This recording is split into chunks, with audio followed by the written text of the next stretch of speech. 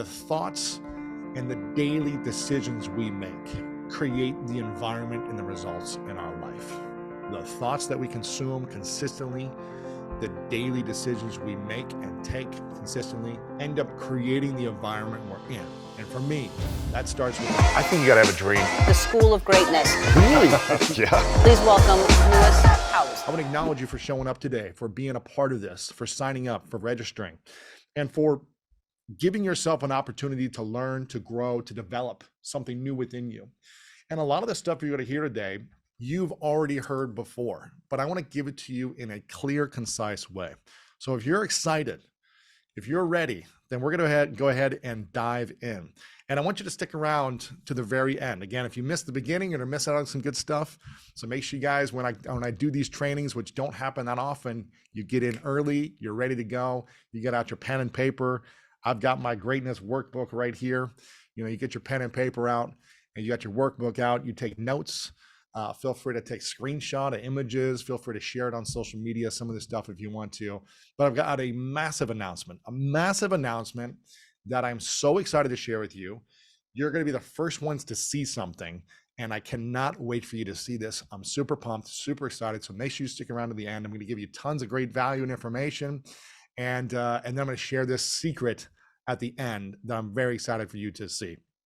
So I want to ask you a question. On a scale from 1 to 10, how effective is your morning routine at helping you build the exact life that you want? I want you to put in right now 1 through 10.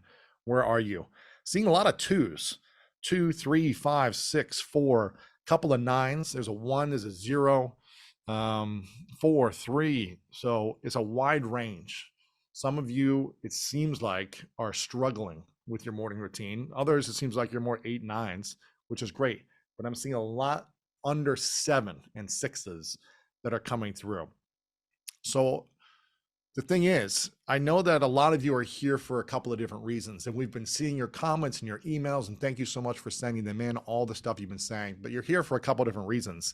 Let me know which reason sounds more familiar to you. Number 1 or number 2 reason, type it into the chat. You've got a morning routine and you've got a purpose and a deep sense of a meaningful mission, but they're not producing the results you want. So you've got some clarity, you've got some habits already, but it's not getting you the results. You're not creating the relationship you want. You're not feeling a certain way that you want daily or consistently. You're not creating the financial career opportunities you want, or you just kind of feel like, I'm doing these things, but it's not working. The second one being you don't have a morning routine at all. You're too busy. You know, you barely have time to get up and, get a cup of coffee. You don't know where to start. It's not a priority for you yet, but you want one to help you live out a more meaningful mission in your life. So 1 or 2, where are you guys? I'm seeing someone put 2 across the entire screen. So I'm seeing lots of 1s, 1.5. I like the creativity. You're like 1.5 in there. So 2, 2, 2, 2. Great. Either one, you're in the perfect position, because we're going to support you in both of these situations. But did you know that 92% of people with a morning routine consider themselves highly productive, and people with a morning routine have less stress? So if you're dealing with stress in your life, and I know the big thing is going to be like, well, I don't have time to create a morning routine, or I've got so many distractions, right? But if you're feeling overwhelmed or stressed in your life, I am telling you, when you give yourself a simple structure in your morning, it can transform the rest of your day. And these things compound over time. So if you never take care of what you need to in the morning and you continue to build on stress every day, it's going to compound. If you start doing little by little, it's going to compound in a positive way. So are you with me? If you're with me and this makes sense, go ahead and type in yes right now, and to make sure you guys are all with me. Okay. Where I see most people failing with morning routines, here's the big thing. They're thinking that it needs to be super complicated. Now, how many of you have been like, man, there's so many people asking questions about morning routines out there, and there's all these different hacks and biohackers and tools and gadgets and things I need to buy, and the 6 a.m. club, the 5 a.m. club, the 3:30 a.m. club, and I got to work out for 2 hours, and I got to jump in an ice tub for 20 minutes, and I got to do the sauna, and I got to do a hyperbaric chamber, and now I got to, hold my breath for 20 minutes, and I got all these different things that people say that are so extreme, right? thinking that it needs to be complicated. Who is with me on understanding that feeling like there's just too many things? I got to take a cold shower. I got to take a hot shower. I got to do Epsom salts. I got to read, a full book in the morning. I got to write 1,000 pages. It's like no one has that type of time to do all these different things. If you're with me, I got to meditate for 2 hours. You see like all these monks meditating for 2 hours at 2 a.m. I got to get no sleep. I got to get all the sleep. It's like all over the place, right? And so we're hot and cold with these kind of like healthy biohacking habits. And that's why I see people, they go all extreme. They're like, okay, I'm going to dive all in and do all these things. And then after 3 days, they realize this is unsustainable. I can't do this. There's a distraction that comes up, right? So they have a lack of vision for the enthusiasm for the day, and they're unable to get up and really do these things because they're not clear on what they want for the day. Or they let social media hijack their attention. How many of you let your phone just like wake you up first thing in the morning, and then you're on there for 30 minutes, you're in a loop and you're getting, overwhelmed and stressed and already reactive. Or you just waste time. I see people fail by just wasting time, right? So there's a lot of different reasons why people fail with morning routines. Which one holds you back the most of these? Go ahead and type it in. Which one holds you back? I'm seeing social media, the dopamine addiction, the phone, not getting enough sleep. I feel overwhelmed, social media, YouTube, phone. Now, here's the thing we've tried to do. We've tried to create a podcast to give you inspiring information with the School of Greatness and the daily motivation to help you actually get up and start taking action. So that's something we have tried to create for you to support you. And if you're a fan of the School of Greatness or the daily motivation, type in SOG or DM for daily motivation. So I'm seeing who's a SOG fan, or DM if you're daily motivation, or maybe you're both. And I'm seeing a ton of you for both of them. So big thank you to everyone who's a fan of both of those. Now, here's the thing. If this sounds familiar to you, you're feeling stuck or broken down and barely surviving right now in your life. You're living what most would call a good life, but still feel unfulfilled inside. So it's like, okay, I've got a good job, I've got a good relationship, I've got a good family, I've got a good thing, but I'm feeling like something's stuck inside, like I'm missing something. There's something I'm not doing that I know I'm supposed to be doing. And you want to break through to that next level and find the edge to what that is. Maybe some of you are living for the weekends and you're dreading the mornings. Like you don't want to wake up in the morning, you just wait for the weekends. And that's your life right now. Maybe you're feeling like you're setting yourself up to lose by not winning in the morning. So you feel like I can never get caught up. I feel like I'm behind, I'm always behind. Or maybe you're just highly distracted or frustrated because you don't know where to focus your efforts. You don't know what's going to work and you're not sure. Now, I've done all the biohacking. If you guys have known me for years, or even if you just got to know me recently and you're seeing this webinar for the first time, I've done all the biohacking. I've done it all. I've been to Poland with Wim Hof and trained 5 days climbing a mountain half naked and jumping in frozen rivers and chanting and it's great, right? I loved it. I've hung out with all the top spiritual gurus, from Sadhguru and Jay Shetty and, all the individuals who live a spiritually filled life. I've done, with all the top athletes and peak performers and working out in tents in the morning. I've done all these different things, guys. I've tried 95% of the morning routine biohacking things that you could do, the hot, the cold, the resistance training, the meditation for 2 hours a day. I just did a 7-day meditation with Dr. Joe Dispenza last month. I've done a lot of these different things. Okay. And I feel like we got to start simplifying our mornings. We got to create some structure and simplicity so we can create something that works for us for this season of life, that supports us in feeling centered and balanced in a chaotic world. Centered and balanced in a chaotic world. Even if that's just a few moments every morning to center yourself and feel balanced so that the rest of the day you can take it on. There might be unbalance and out of centeredness the rest of your day. But if you don't get that straight in the morning, you're always going to feel like you're on one leg being pushed over and off balance. And you're never going to feel like you're centered and you're strong and you're grounded and you're ready to take on the challenges of life, the adversities that come up with your emotions, the stresses of the world, the economy, the war, the policies, the news, your relationships. You're never going to feel like I'm fully grounded and centered in taking on anything that comes my way. And so my intention, my mission, my vision for all of you is that you create a simple process. And I'm going to share with you 5 simple, timeless lessons to support you with your morning routine so that you are grounded in a beautiful, aligned way, so that you are centered, so that you feel like nothing can shake you off of your core. Nothing can take you out of your alignment to your vision. Nothing can rock you. Maybe you stumble a little bit, but you're not fully off balance so that you fall over and you feel like you're exhausted and drained. So if you're down for this, go ahead and type in "I'm in" right now. Type in "I'm in" the chat. Let me know if you're down for this. Type in "I'm in," because again, I've studied a lot of this stuff. If you've known me, I've been doing the podcast for over 10 years. You know, I was a former professional athlete. I've run a coaching business and all these different things over the years. So I studied a lot of these things. And by no means, zero means am I perfect every day with my morning routine. So I'm going to be the first one to put my hand up and say that, I'm not the perfect person every morning. I'm not as most consistent as I like to be all the time. Things happen. I get it. But the goal is to be as simple and consistent as possible so that after your morning routine, you feel grounded and centered to take on the day. I did my morning routine this morning. It got me to a place of centeredness. It got me to a place of readiness.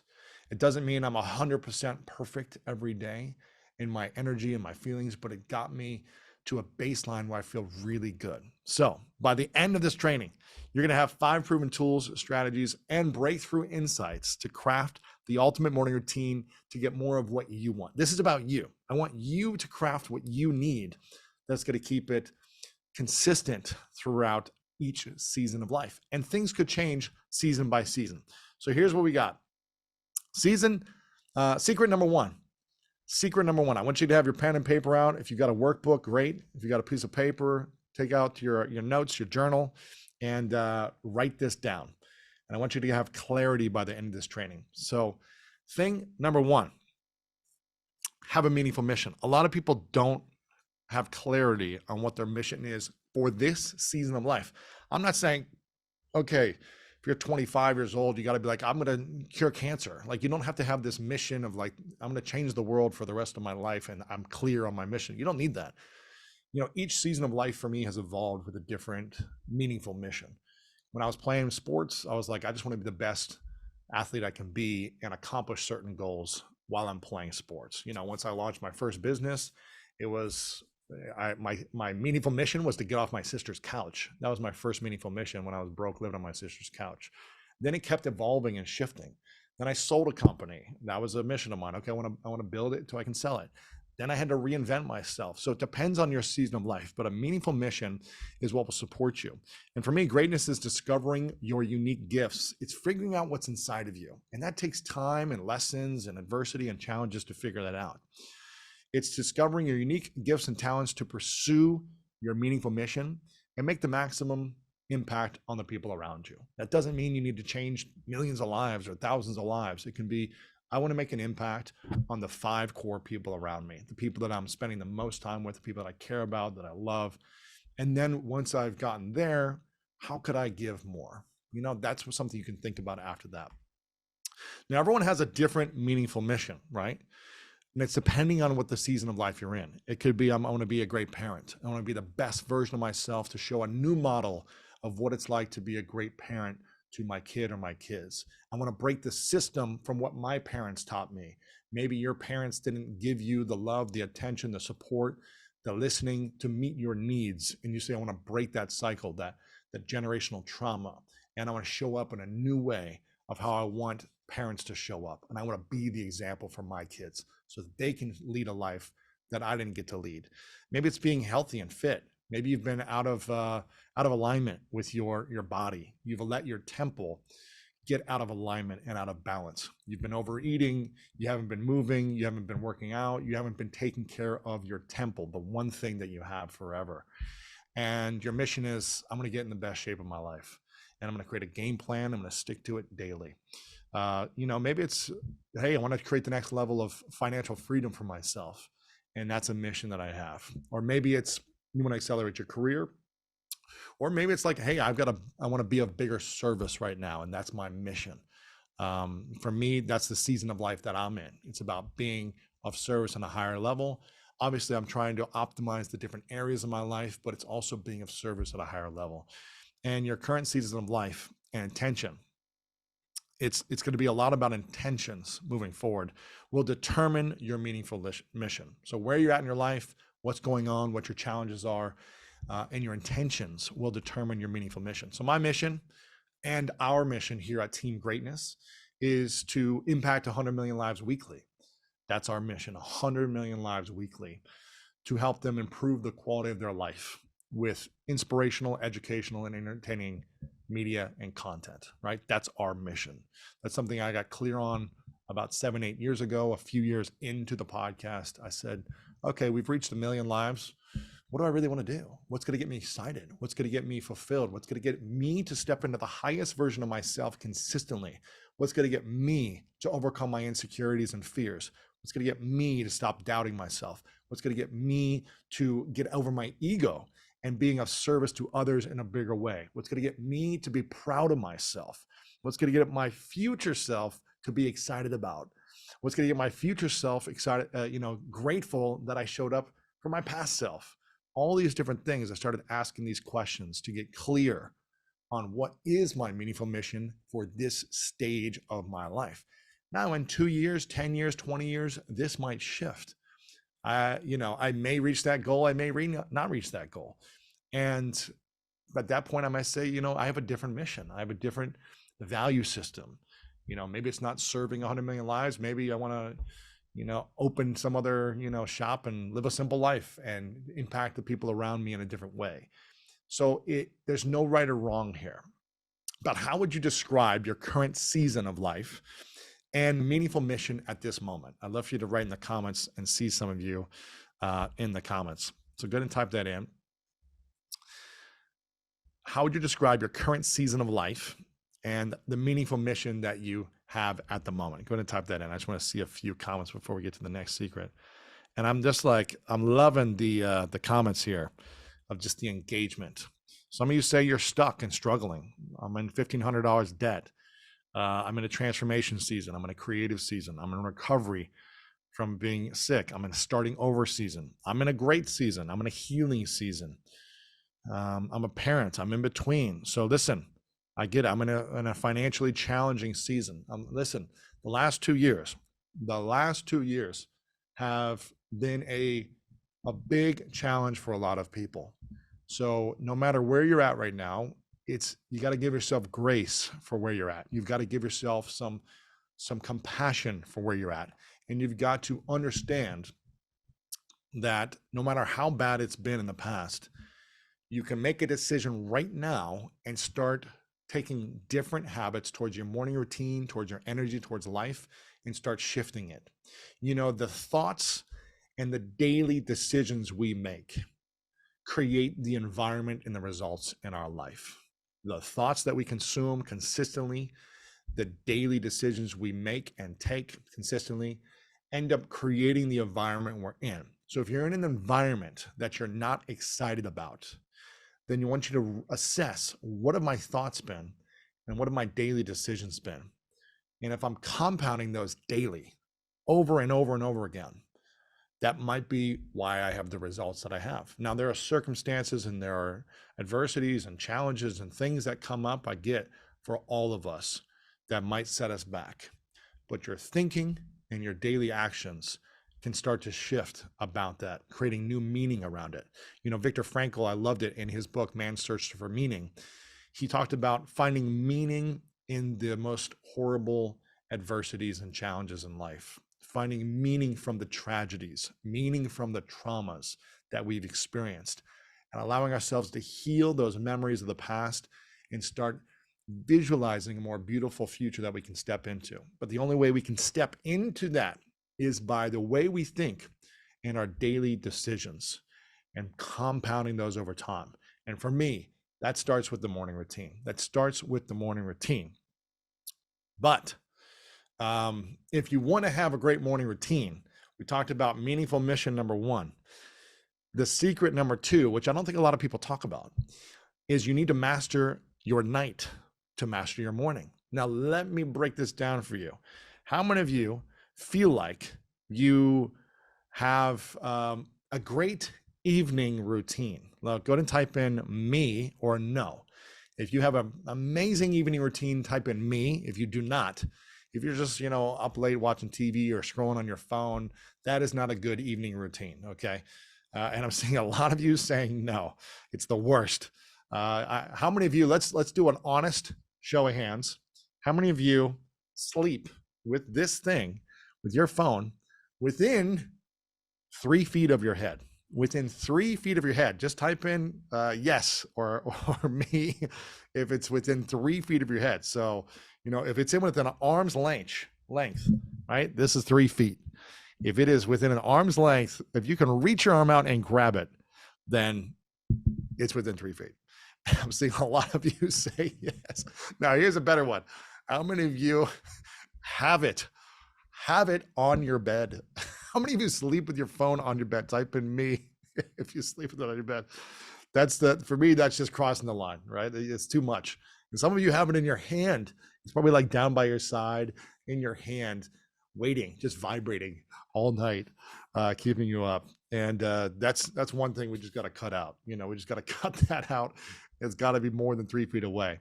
But the secret that I think a lot of people don't talk about is mastering the night so you can master the morning. So here's why this is so important.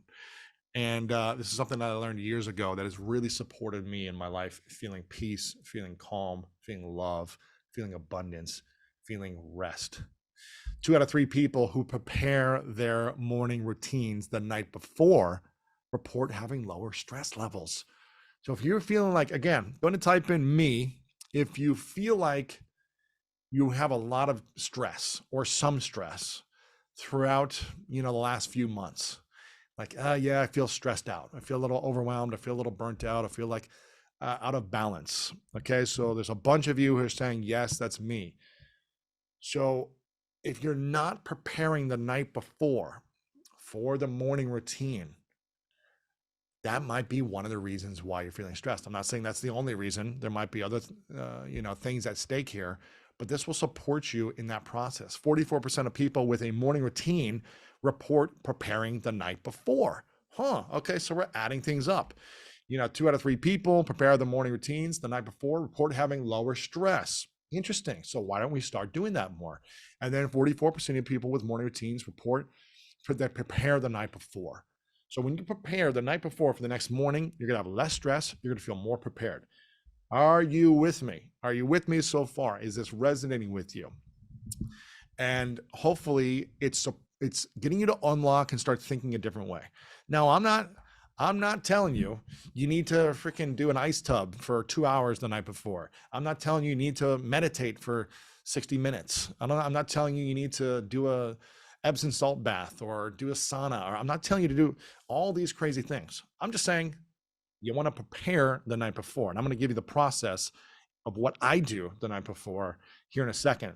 This is Tricia Hersey, who said, she's the founder of the NAP Ministry, who said, rest is generative. Rest gives you clarity, right? So we need to sleep well, but we need to do something right before we sleep. And I think if we do these 3 things right before we sleep, you're going to sleep a lot better. So how many of you want to get a better night's sleep? How many of you want to feel more restful? Type in me if you want to feel more restful and get a better night's sleep. Seeing a lot of people who want that. 3 things that I do before the night. 1, I reflect on the day. I think about what worked today, what didn't work today. So this doesn't have to be an hour, right? This is a few moments. I think in my mind, how did I show up today? Did my highest version of myself show up the way I wanted to show up? In the good moments, in the challenging moments, and everything in between. Was I reactive or was I kind and compassionate? Did I show up someone to be proud of myself? And I'm not saying I got to be perfect every day. It's just a moment to reflect on what worked and what didn't. So I can have that in my bank for tomorrow and make sure, okay, and I got stressed out today. So why did I get stressed? Well, I didn't get enough sleep. I didn't do my morning routine. I didn't do this. All right, so I need to do that tomorrow. Okay, it's just a mental note. The next thing I do is I really prepare the next day by setting myself up for success. So I like to write down any notes that I'm thinking that are like cluttering my mind. If I'm like, God, I got to do this thing. I want to do this thing right now. I write it down and know that I'm going to do that tomorrow. Okay. I look at my calendar and see what I have going on tomorrow. And then I start to prepare to make sure I have everything I need. Okay. I'm doing my workout first thing in the morning. So I put my shoes out. I've got my gym bag. I've got everything ready the night before. So I'm not waking up, fumbling around thinking, where is my clothes? Where's this? I've got things packed in my backpack to go to my studio, my gym bag packed, things ready and organized so that I can declutter my mind and can rest. And then at the end of the night, I lay down with my girlfriend, Martha, and I say, what are 3 things you're grateful for? She'll share 3 things she's grateful for. I share 3 things I'm grateful for. And that puts me in such a peaceful state. It's like this blissful energy. You know why? Because it's hard to be angry and grateful at the same time. It's really challenging to be both at the same time. And if you feel stressed and overwhelmed in the day and you step into gratitude, your energy automatically starts to shift. And you take a moment and you do it yourself and you ask someone else, a friend, hey, what are you grateful for? A partner. And both of you start to calm and relax, okay? It's going to set you up for a better night's sleep. And Sean Stevenson from School of Greatness podcast talks about 21 secrets to sleep your way to better health. And he says it's all about having a great sleep if you want to optimize your health. Okay, so this is the thing. But I get it. You're gonna say, Lewis, well, what about the challenges and what if the kid gets sick and I'm not gonna be able to do that? And what if I'm in a bad mood or overwhelmed or had a bad day? Or what if there's some unexpected news at work or personal life? Like, listen, I get it. Life is going to happen. And that's why it's so important to prepare the night before for the next day. So you're not feeling behind and stressed and I don't know where everything is at and losing my keys and where's this. You prepare yourself, you ground, and you set a clear intention of how you want to show up. So what's one thing you'll do at night to start mastering your morning routine? We haven't even gotten to the morning routine yet, right? We haven't even got into that. We've talked about a meaningful mission, because if you don't have your mission clear, then it doesn't matter what you do in the morning. You want to do the things in the morning that support your meaningful mission. You don't want to just do whatever you think is you're supposed to do. You want to do what serves your meaningful mission, right? So getting clear on who you are, what you stand for is key. Then you want to make sure the night is ready to go so that you can take action in the morning with your morning routine, right? We haven't even gotten there yet. Most people say, step 1, 30 minutes of ice cold shower and meditation and reading and writing and all these things. No, if you don't set the foundation for yourself with your mission being meaningful, and then the evening routine setting you up for success for tomorrow, you're not going to get restful sleep. And then you're going to wake up tired, and then you're not going to be able to do the morning routine. Does this make sense? Is this resonating? Are you guys, is this connecting with you guys? Just let me know if it is. I'm seeing a lot of yeses. So what's one thing you will do at night for yourself? You can do one of the things that I talked about, one of the suggestions. What is one thing for you? And I'm seeing a lot of people get my clothes ready, get my coffee ready, get my outfits ready, journal, talk about gratitude, do a meditation, reflect, schedule the day. Awesome.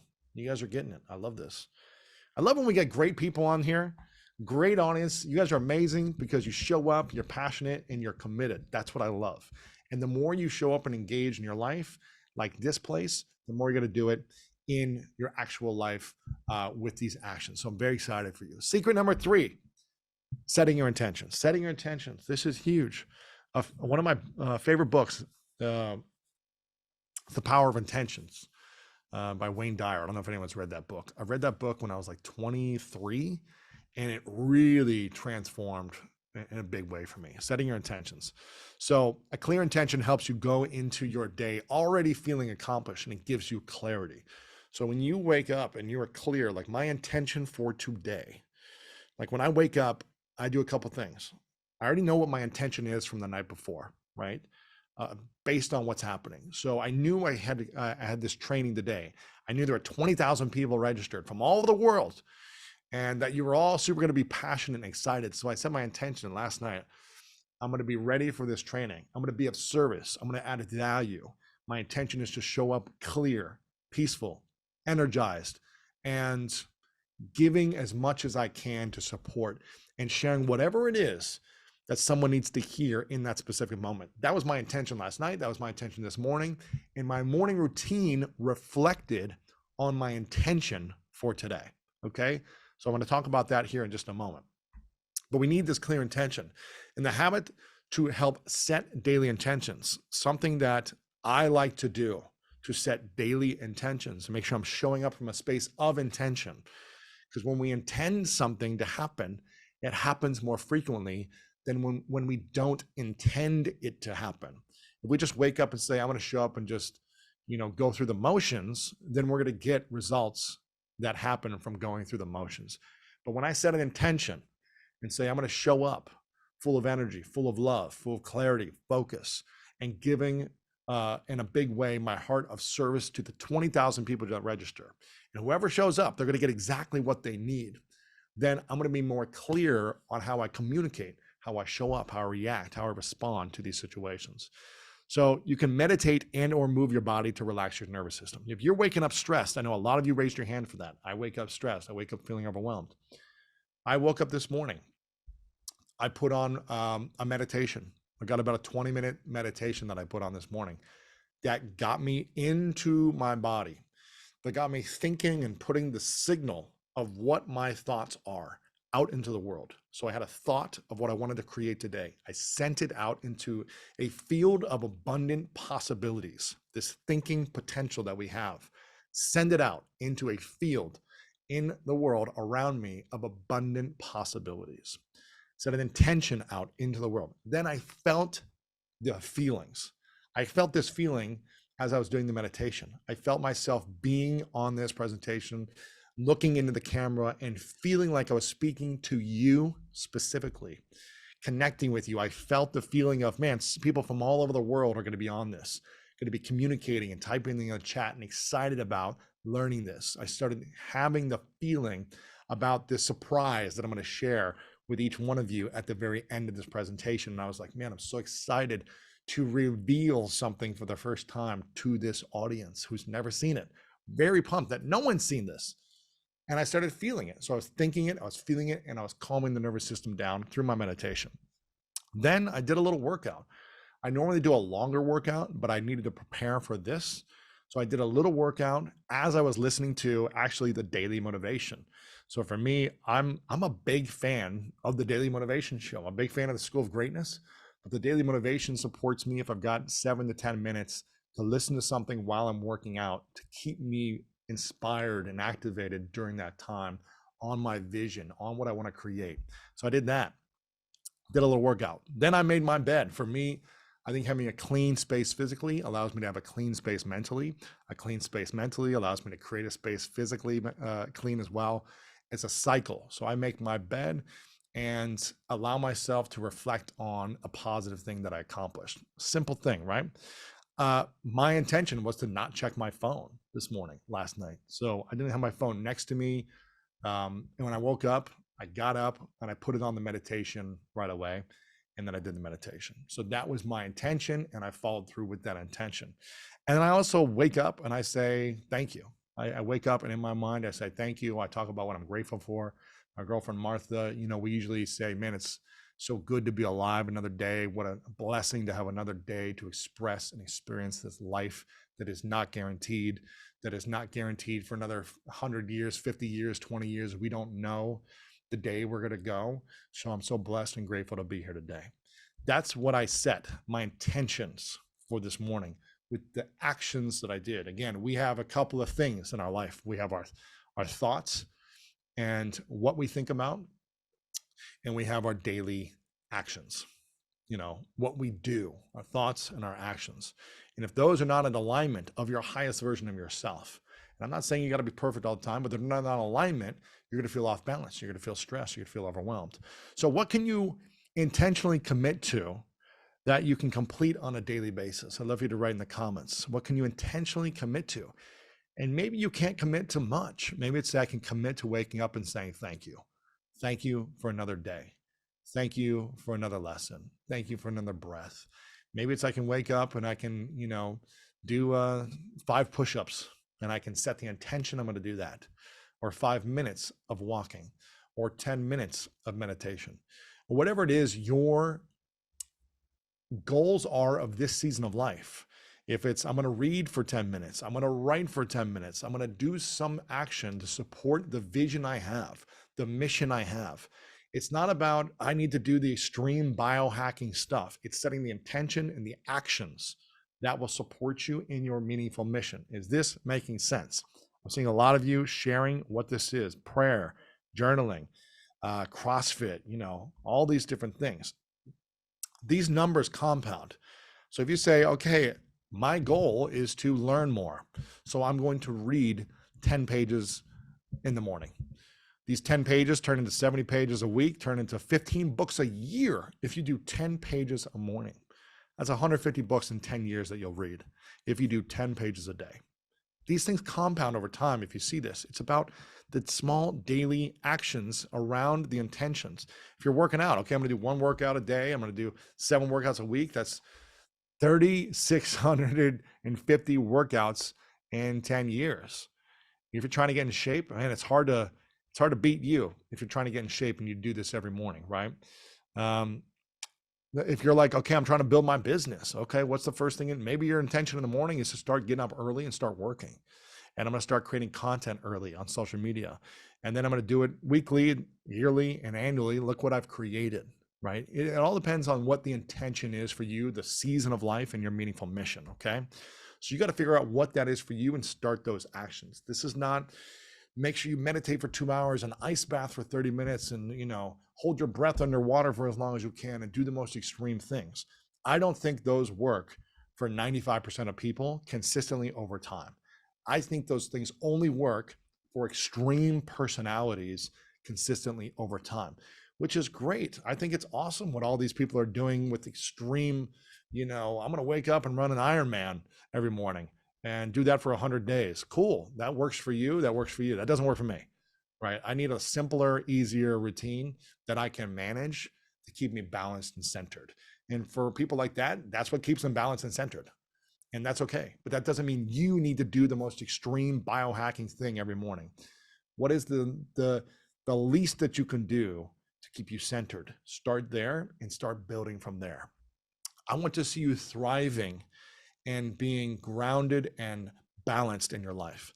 Not feeling like I tried something and then it didn't work because I'm exhausted and life happened to my kids and I'm stressed and I got sore. Now I can't do it. I don't want to see you with some extreme case for 2 days and then it's unsustainable. So I'm going to go back to overwhelm and stress. That doesn't work. Do not do that. Please tell me you're not going to do some extreme thing and think that you can sustain this every day for the rest of your life. It's just very challenging to do, and only a few people that works for. And for most people, that doesn't work for me, guys. And I'm a pretty intense, extreme human being, and it doesn't work for me, okay? Sweat more in training and you'll bleed less in war.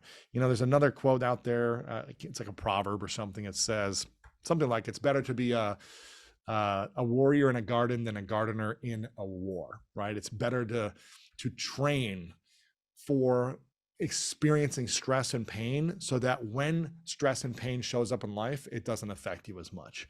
Being prepared for what's to come.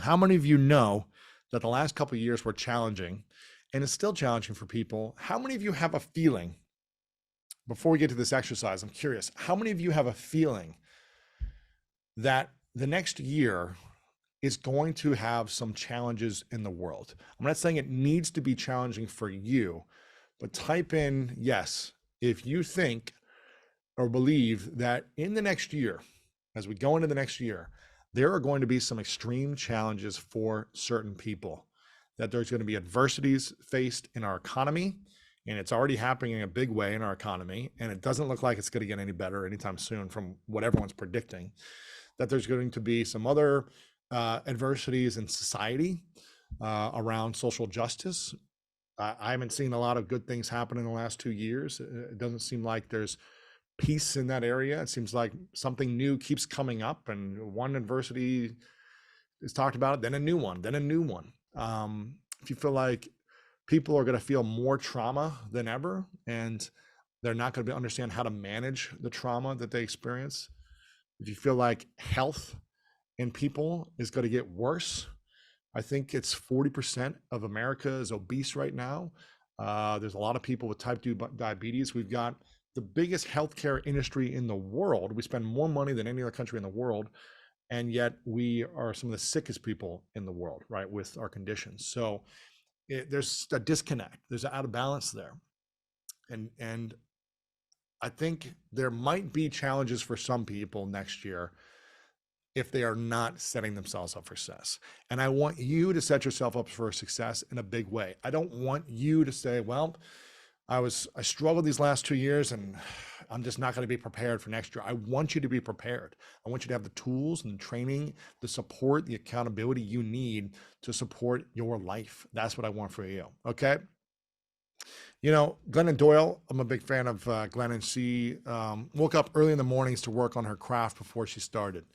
You know, she started working up and writing, and then she started launching all these books, but she was writing them in the morning and really getting it started. And this daily practice helped her go viral online.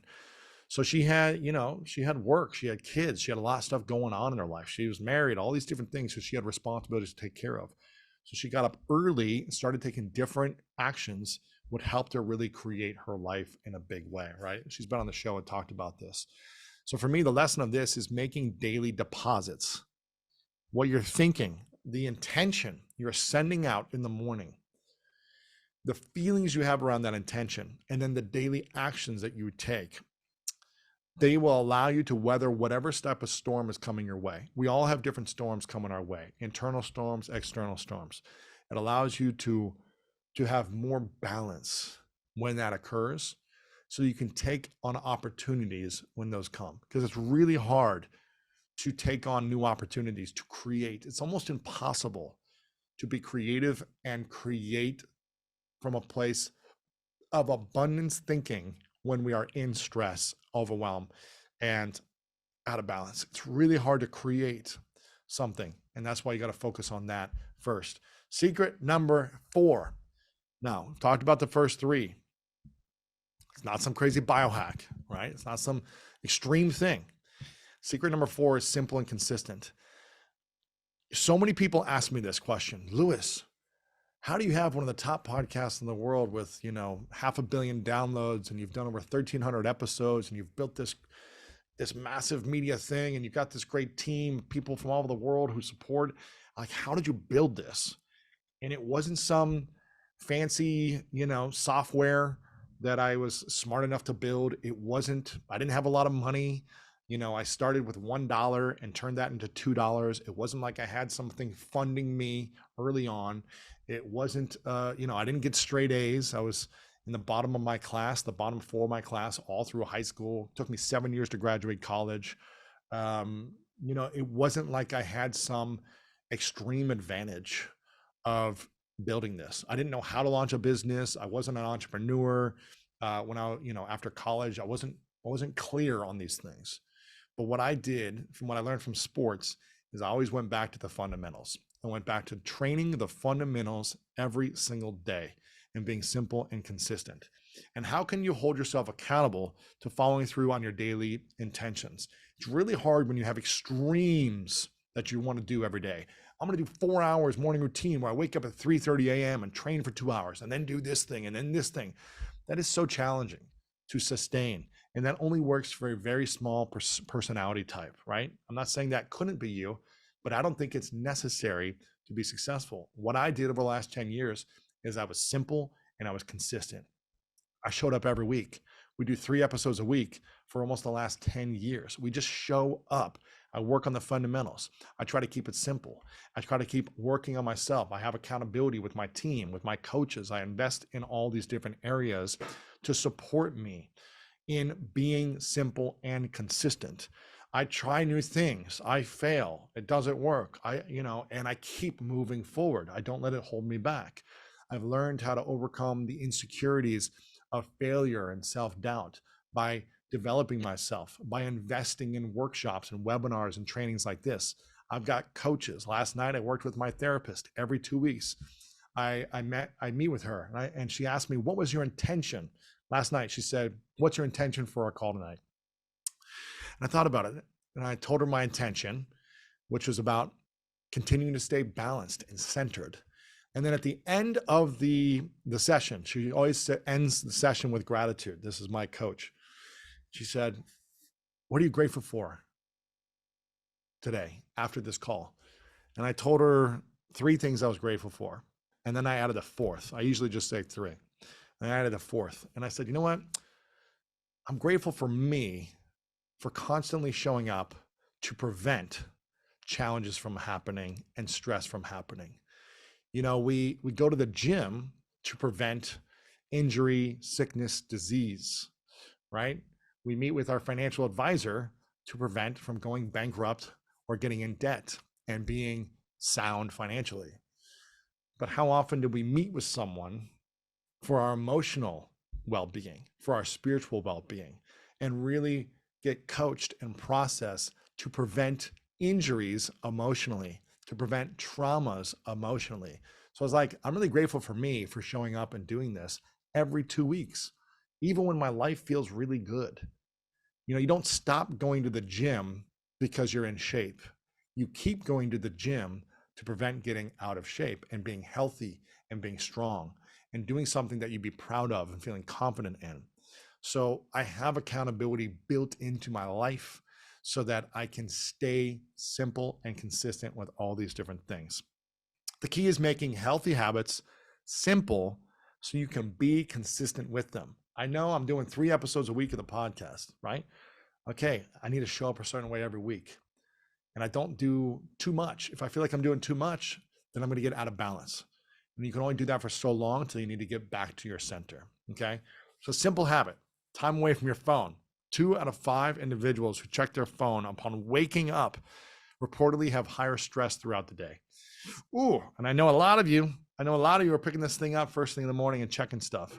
I've been guilty of it many times, but I'm telling you, when I take time away from my phone, I put it into another room and I do not touch it for hours or days, incredible things happen. What can you do? Can you do an hour away from your phone a day? Can you put your phone in the other room when you go to sleep? What can you do to set yourself up for success around that alone? Because that's one thing that's causing stress in so many people. So what's one habit you can make more simple to be consistent with? Go ahead and type in. You don't have to commit to this for the rest of your life. Go ahead and type in one habit you can do right now to be that can be more simple so you can be more consistent with it. Stretching, reading for 2 to 5 minutes instead of 50 minutes, right? I'm seeing it's just a smaller, you know, if you just say, I'm going to do a 5-minute meditation. Once you get started, then you can extend it to 10, 20 if you want to, right? You don't have to commit to, I'm going to do an hour a day of this. It's starting small, simple, and consistent will set you up for that sustained success. Secret number 5. I'm excited, guys. I'm about to share the 5th and final secret. And then I'm about to share and reveal something brand new that I've been working on for a while that no one has seen yet, that you're going to be the first to see. And I am so excited and proud about what I'm about to share with you. I'm just pumped. Before I share secret number 5 and the new surprise, if you have yet to sign up for the VIP session right after this. So this whole training is free. If you want more coaching from me, I'm going to bring on a bunch of people after this. We're going to spend another hour together where I'm going to coach some people, do Q&A, all that stuff around morning routines, mindset. Go ahead and join the VIP link. If we can add the link back in here really quick. If you want more training, if you feel like this is supportive of you, this is helping you, then make sure to do that right now. And let me see, the link is lewishowes.com/MrVIP. And I think you might need to put it in there one more time because there's an extra, yeah. So click on that second link right there, lewishowes.com/MrVIP. Very excited for what we are creating, what is happening. And this VIP session is going to be great. So Make sure to sign up for that right now if you want to spend another hour with me, exclusive with a smaller group of people. We'll bring your video up. We'll bring you, be able to chat more and all these different things. Okay. So secret number 5 is to practice a greatness mindset. Now, what is a greatness mindset?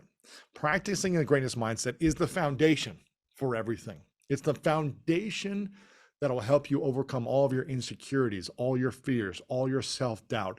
It's the thing that actually holds people back from taking the consistent, simple actions.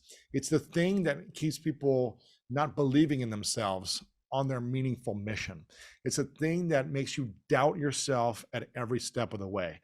No matter how much success you have, no matter how much you've accomplished, no matter how many accolades you have, no matter how much money you have, no matter how many people love you, the greatness mindset is the thing you need to overcome all insecurities, all fears, all self-doubt, all traumas, all pain, anything that has held you back in your life from that feeling inside.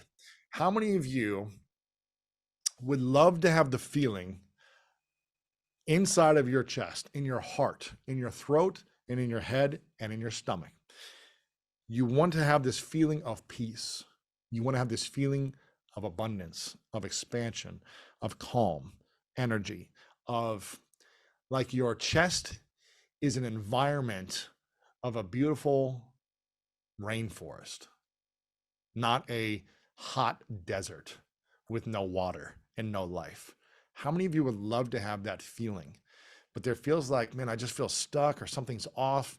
And you're thinking to yourself, but I've been successful. I've got a great relationship. I've got a partner in my life that loves me. I've got kids and family. I've got, this great job, or I've got this, business, or I've made a lot of money, or I should, but why am I not feeling fulfilled inside? What is that reason that something is off? And I'm seeing a lot of you saying, yes, you would love to have more peace. It starts with the greatness mindset. And the greatness mindset is something I want to talk about here in a second. It's something I've been working on and developing for a while. It's something for the last 10 years I've been developing through the School of Greatness podcast. But I want you to think about, that's something you want. What type of person do you want to become? I've heard a lot of you talk about and type in the challenges over the past 2 years, the things that stress you out, the things that hold you back, the things that are keeping you from creating that peace inside, that abundance and expansion inside. So what type of person do you want to become? I want you to type this in the chat, and then I want you to write it down for yourself. If you don't have your journal or your pen and paper out, write it down for yourself, the type of person you want to become and be in this moment moving forward. And take a screenshot of this if you need to, so you can go back and reflect on these questions. What type of person do I want to become? What do I need to let go of to be that type of person? This might be a longer conversation for yourself and a reflection moment. It might take a few days for you to think about this. Some of you might already know. I know I need to let go of my ego. I know I need to let go of this toxic relationship. I know I need to let go of people pleasing.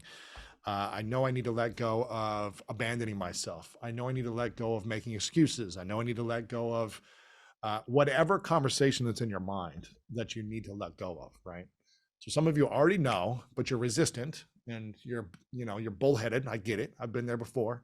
Don't want to let go of stuff because you're familiar with it, but you need to let go of it, okay? And what's the thing that's going to support you in getting there faster? So seeing a vision of the person you want to become and bringing that into you right now, or into you in the next few days, or into you in the next few months. What is going to support you bridging the gap and bringing it closer into your mind and to your existence right now? What do you need to let go of to be that type of person? Who do you want to be first? What do you want to let go of? And what will support you in getting there?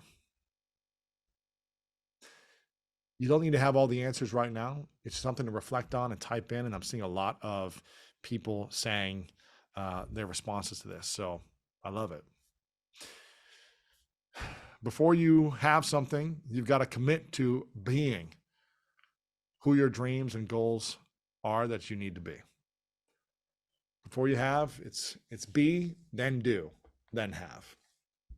Because if we have something, but we're not being it, we're going to feel like, why is this off inside? I've got these things I've accomplished. I've made the money. I've got the relationship, but why is something off? Why, why is it not working still? Why is it stuck? I lived that life for about 30 years, guys. It's the worst thing you can feel. Having everything you want and feeling stuck, lost, and trapped inside still and unfulfilled. It's the worst feeling ever. And about 9 years ago, I went through a journey. My healing journey, for those that don't know me, I grew up with different challenges, not better or worse than anyone else, but dealt with sexual abuse as a kid, dealt with my brother being in prison for a number of years when I was a kid, my parents fighting on and off and being divorced, and just, feeling like I was never smart enough because I was dyslexic growing up and in the bottom of my class.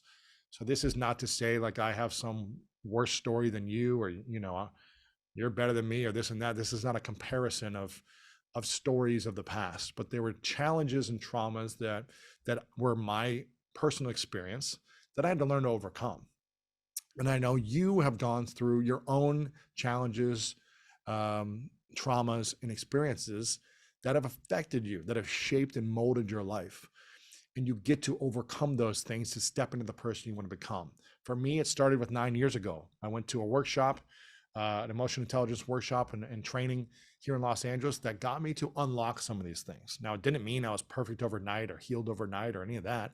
It meant that the journey started there, and I started to feel a lot different about myself because I let go of certain things from the past I was holding on to, and I was so resistant to letting those things go.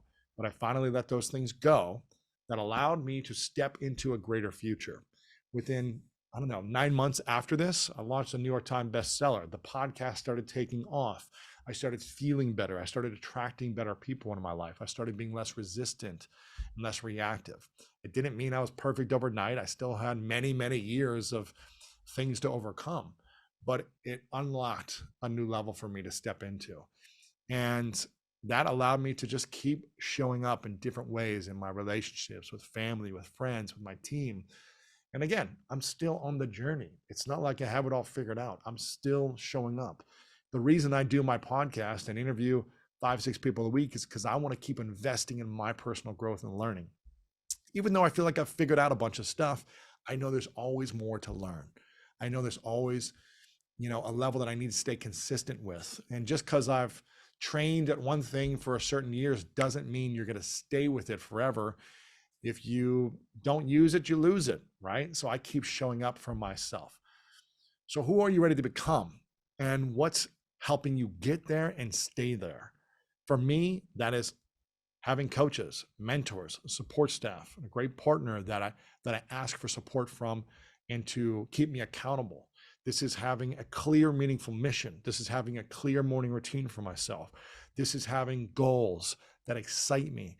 This is about, seeing things in the future that I want to work towards. I just did the New York Marathon, and that was a challenge for me. So it was like this thing that I could work towards.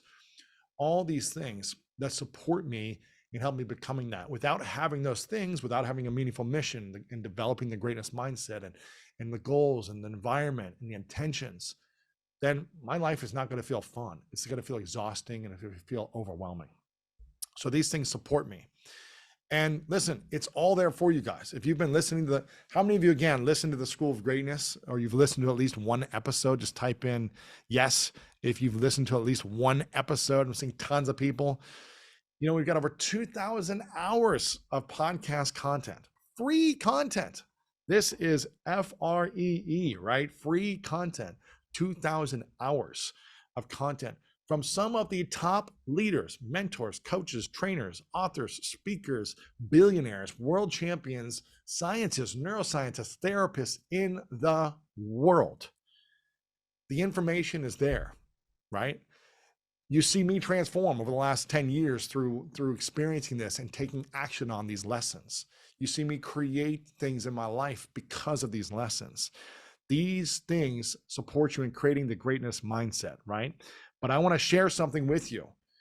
These last 10 years, I've learned so much, and I wish I had this information 10 years ago. I wish everything I learned in 10 years could have come to me in one simple way to understand it all. Could have broken down 10 years, 2,000 hours of interview content into a simple, accessible package for me to go through, understand and implement and get massive results.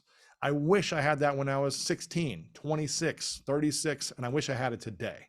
And now I want to share with you and reveal to you for the first time my surprise, something that I want all of you to have access to. And I want you to get all of this information in one place, because the greatness mindset is exactly what you need to overcome fears, self-doubt, insecurities, traumas that are holding you back from feeling a level of peace and fulfillment on the daily actions you're taking. And we finally put it all together in one place for you. And it is ready to be revealed. It's my brand new book coming out in a few months, early 2023, called The Greatness Mindset. And this is all about unlocking the power of your mind and living your best life today. The Greatness Mindset is the complete ultimate guide to overcoming any self-doubt, insecurity, former pain, and experience that is holding you back from living exactly the way you want to live every single day. It's everything I wish I had. I wish they gave me this book in kindergarten, in middle school, in high school, in college, because it would have helped me overcome everything that I was looking to overcome in my life. I wish I had this book right now, and now I do. I have this for myself. I have this for my younger self, my future self. This is the ultimate guide to unlocking the power of your mind and living your best life today. It shows you how to unleash your greatness by clarifying who you are, discovering and your meaningful mission, the thing that is going to give you peace, and stepping into how you can make an authentic, unique contribution in the world. If you're excited about doing that in your life, then type in yes right now if you're excited. Here's exactly what's inside this book. And I want to make sure you have access to it. And that anyone that gets this today, I'm going to give you some very cool special bonuses that I want to share with you here in a second. There is an enemy that surrounds all of us. It's the enemy of greatness. This enemy consumes some people. It consumes them when life is challenging. It consumes them when life is good. It holds people back. And this thing really is the thing that we need to learn how to conquer on a daily basis, the enemy of greatness. There are three main fears that we all face in life, three fears that hold us back from living a beautiful life: the fear of failure, the fear of success, the fear of judgment, other people's opinions. And at the core of these fears is a little thing called self-doubt.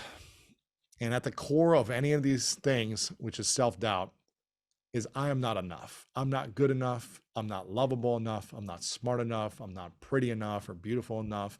I'm not talented enough.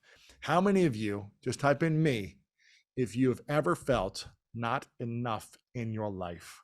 Not enough at school, not enough with your parents, not enough with your siblings, not enough with your partner, your spouse, your kids, your friends, your job. Type in me if you've ever felt not enough at some point in your life. And go ahead and type in me if that time is right now. Maybe at this moment, you don't feel like you are not enough. I'm not doing enough. I'm not creating enough. I'm not showing up enough. I'm not talented enough. I'm not smart enough. I can't do these things. If you are feeling this, I'm telling you, it's one of the worst feelings in the world. I felt it for about 30 years of my life, and it crippled me. It crippled me from love, crippled me from peace. It crippled me from self-love. I didn't love myself. I didn't know how to love myself. I didn't know how to enjoy my own company. I just felt insecure and overwhelmed often.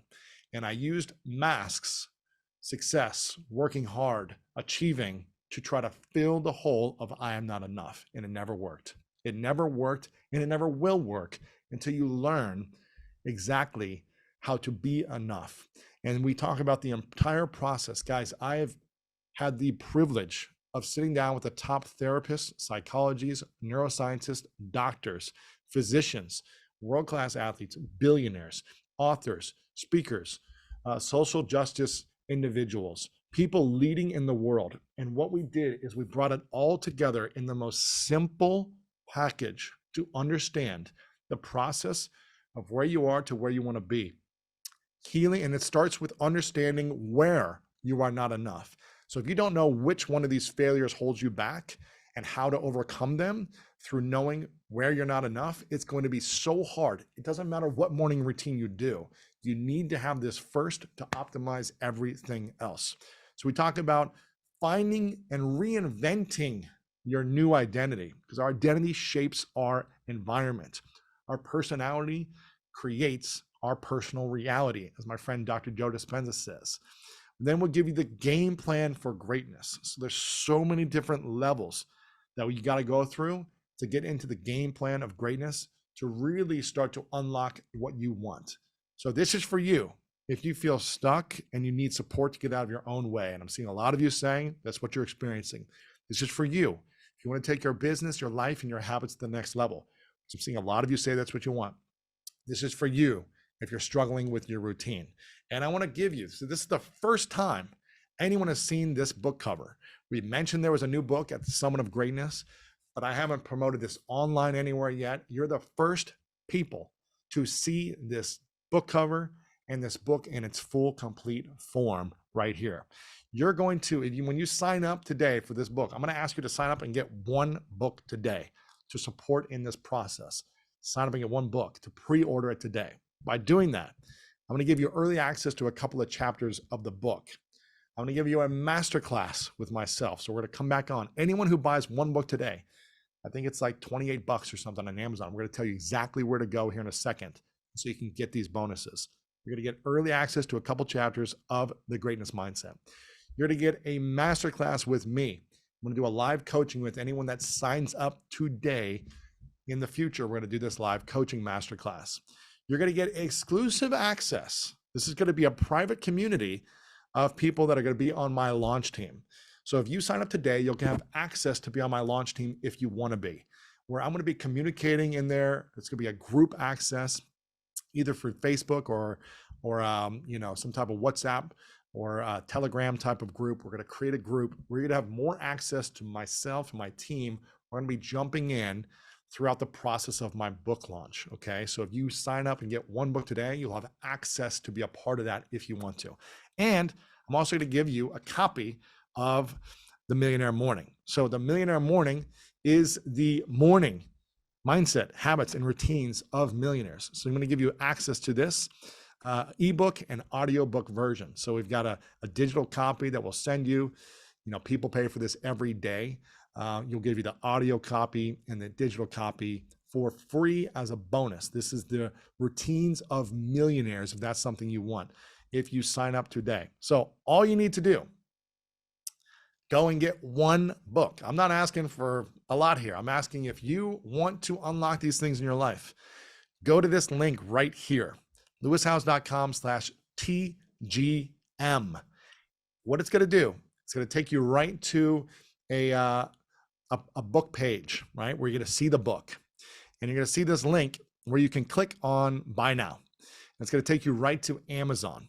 So I want you to go right to this link, buy now on Amazon. Okay. It's going to take you right to the page on Amazon where you can click to pre-order this book.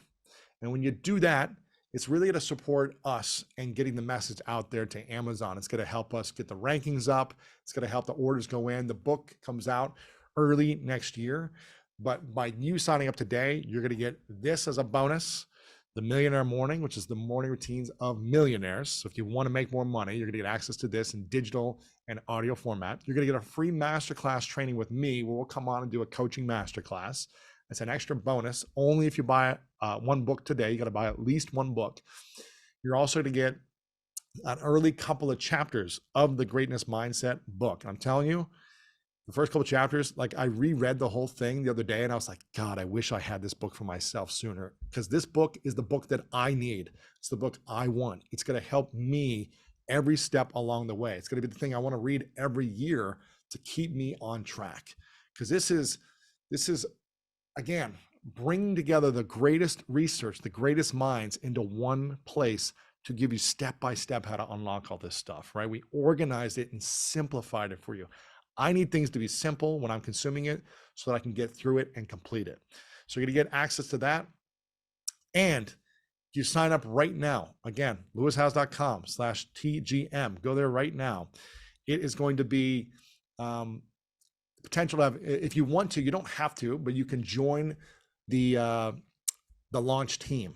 Now, this is going to be really cool. We're going to have a small group of people, probably between 500 to 1,000 people who want to be a part of this group. We're going to be chatting in there with you every week, connecting with you, talking about the launch, going over stuff we're doing, trying to get your support to get the message out there, but also I'll be in there engaging and having access to that as well. So this is going to be for a limited time of the launch team with that private community. So I want everyone to go. The link is up there right now. If you do it and you go to Amazon right now, if you click now, buy now, take you to the Amazon page, that'll really help us activate the Amazon algorithm as well. So that's one of our main focuses, to go on Amazon, click on that link, click on the Amazon link, go there and pre-order one. If you want to get 2 or 3 copies, then do me a favor and click on 2 or 3 copies, because I'm telling you, there are going to be people in your life you're going to want to give this to. So if you buy 2 or 3 copies, then that would be amazing. And if you can buy 1, then I know you can probably buy 2 for a friend. So if you buy 2, then hey, you're going to make me even happier today, and I'm going to be very grateful for that. If you want to buy 5 or 10, go ahead, okay? And then when you do, all you got to do is go back to this page, lewishowes.com/TGM. You go back to that page, you enter your first name, your email address, and then your order receipt number. So when you do that there, you just go over to Amazon. When you buy it, you check out, you click on the one-click checkout.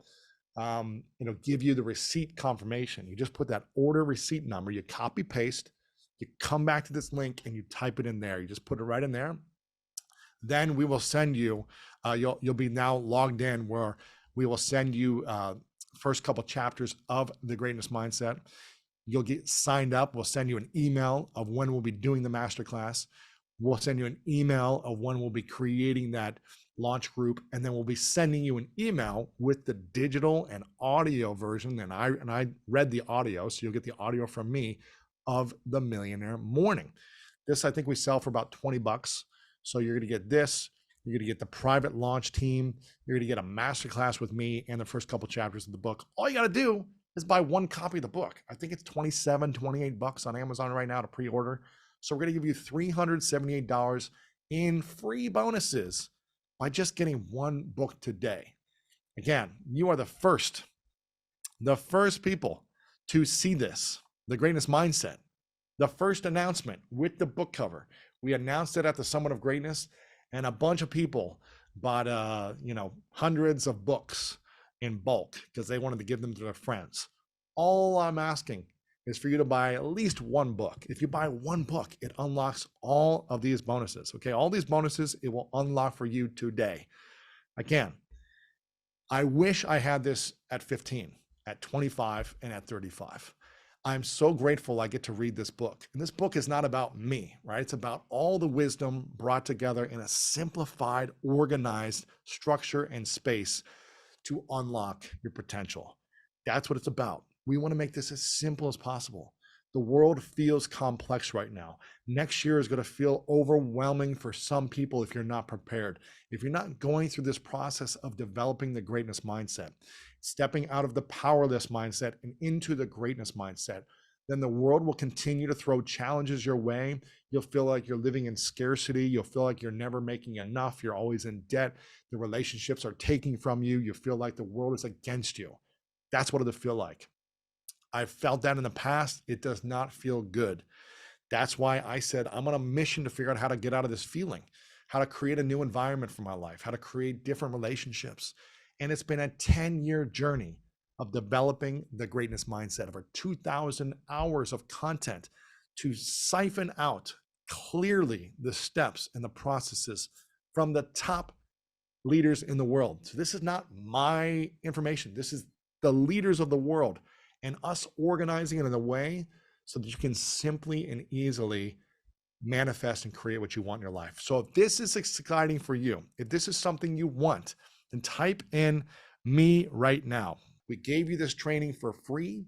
We wanted to support you with this free training to give you these 5 steps, these secrets, these strategies to support you. I hope you can use this free training and use this free value for your life. I want you to have it as our gift. And I want to give you this book. but you've got to make the investment. I think it's 27 or 28 bucks right now. Again, if you just click on the link, lewishowes.com.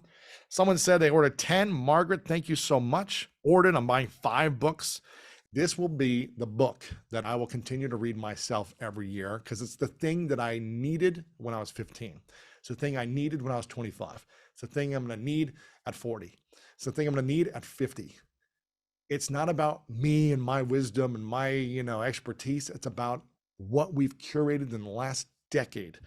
And you can go through and listen to 2,000 hours of content from all these experts, and you can go listen to it for free. We have that for free, but we've now reinvented it and organized it and structured it in a clear, concise way.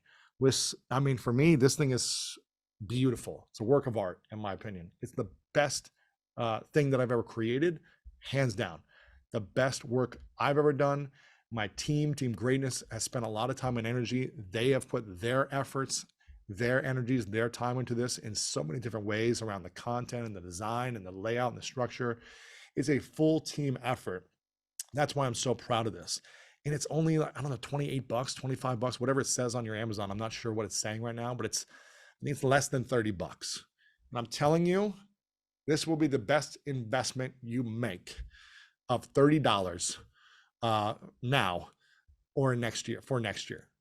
I don't know I think that's 5 cups of coffee at Starbucks, right? So it's 5 cups of coffee at Starbucks. I'm telling you, if you make this investment right now, you will say, God, it was so worth those 5 cups of coffee, right? I'm so glad that I made this 5 cup of coffee investment here in this book, and instead of those 5 cups of coffee. I'm telling you, I have never been so excited and so proud of something. And for anyone who's written a book, you know how much time and energy it takes. This is 10 years. By the way, I haven't written a book in over 5 years, guys. 5 years ago was the last book that I wrote, The Mask of Masculinity. So it's been 5 years of knowledge, of wisdom, of experience, of lessons, of people that we've interviewed that is now infused into the best examples in this book, The Greatness Mindset. Unlock the power of your mind and live your best life today. So again, I see people typing in the order numbers. Do you need a receipt? Can I get this on Audible? All these are the questions. Is this a scam? No, this is not a scam. Again, if you go to the link, you got to buy one book, right? Buy a physical hard copy book. And if for some reason you bought the Kindle or something else, okay, then type in the order receipt number, whatever you bought, type in the order receipt number and put it in when you go back to this page. So you got to go back to this page. Let me get this link up. You got to go back to lewishowes.com/TGM. And when you go there, you're going to see this step right here. Okay. When you go there, just take the order receipt number and put it right there with your first name and your email address. And then we can send you the bonuses later. So you may not get all of it right now. It might come in a few days. So be patient. You'll get something soon. But if you're pre-ordering the book right now, then I'm very, very excited for you to get these bonuses. And again, if for whatever reason something is not working, there's an email address that we have. We want to make sure all of you are supported and all of you get the bonuses. If you go to support@schoolofgreatness.com, we'll put this email in here right now. If you go to support@schoolofgreatness.com, for whatever reason, this page is not working, you can't get the code in there and this and that, it's going to take a few days to get these bonuses, okay? But support@schoolofgreatness.com, that's where you put this in. If for whatever reason you go back to this page and step 2 is not working. So again, to recap this, you're going to get this emailed to you in audio and ebook form, The Millionaire Morning. This has been sold a ton. I think we've had, 30 or 40,000 people have bought this in the last few years. People love this guide, The Millionaire Morning. You're going to get this sent to you via email in ebook and audio format for free when you buy one book right now. You're also going to get the first couple chapters of this. This might come a little later. We're still formatting and optimizing this. This might come a little later, but you will get this as well. You're getting a masterclass with me. We will send you the dates for when this will happen in the future. You will also get access, if you want to be, you don't have to be, to the private launch team. This is going to be people that want to support this message, that want to serve, that want to give, that want to show up and spread the message about the book. You'll get more access to me and my team that way as well. And you're going to get the audio and ebook digital version of The Millionaire Morning. And I know this information will support you and serve you in such a big way throughout next year. Again, next year is going to come with challenges for so many people, and I don't want it to hurt you and affect you. I want you to have the tools. And the greatness mindset is the tool to support you to unlock the power of your mind and live your best life today. So I want you to have this. And if you got value today, if this inspired you, if this lit you up, if you could learn something new or relearn something you already knew, then please go to lewishowes.com/TGM right now. Click on buy now for Amazon. Just click there right now and go to Amazon. Buy one book. All you got to do is buy one book right now. If you want to buy 3, 5, 10, 20 copies, great, but buy one book. And then you put your order number here from your receipt, and we'll send you these bonuses, right? We'll send you these bonuses. You'll get a free masterclass training with me as a bonus. This is a $378 bonus bundle. And all you got to do is buy at least one copy right now. If you guys do that, I'm telling you, it's going to be an amazing. I'd love to see what we can create together, see what this community can do. Will it be available on Audible? It will be available later on Audible when it comes out. Is there a retreat in the works? There might be a retreat. If you go to the VIP link, we might talk about a retreat, something happening in there. I'm so grateful for this. Will there be a book signing? I will be doing a book signing around the book launch time. So I will be doing a book signing around the book launch time. This is the first announcement I've made with the book, the finished book cover with this experience and the link on Amazon. We made an announcement at Summit of Greatness a couple months ago, but this is the first time the world is seeing the Amazon link with the cover of the book. So I'm very, very excited. And we're so grateful for you for being here on this free presentation, this free training. 20,000 people registered for this who wanted access to this. And I'm so grateful for you for signing up and getting a copy of the brand new The Greatness Mindset, Unlock the Power of Your Mind and Live Your Best Life Today. I'm so excited about this. Again, it's been 5 years since we put out a book, and this is the book that comes before every other book. This is the book that is the prequel to The School of Greatness and The Mask of Masculinity. This is the book I wish I had before I wrote those other books. This is the one I wish I had to read myself to support me in my life. And I can't wait to get it to you. It's 10 years of interviews and lessons that are story told and brought into a package for easy understanding, for easy access to break through any challenge that's holding you back from living in that peaceful state you want and creating an abundant life. So I'm so excited for you to have this. Again, go to the link, lewishowes.com/TGM. Sign up for a copy. Get 1, get 3, get 10, get as many as you want. Do it on Amazon right now. Again, guys, I'm so grateful for you for investing your time and your energy and being here. I acknowledge you for showing up, for learning the lessons.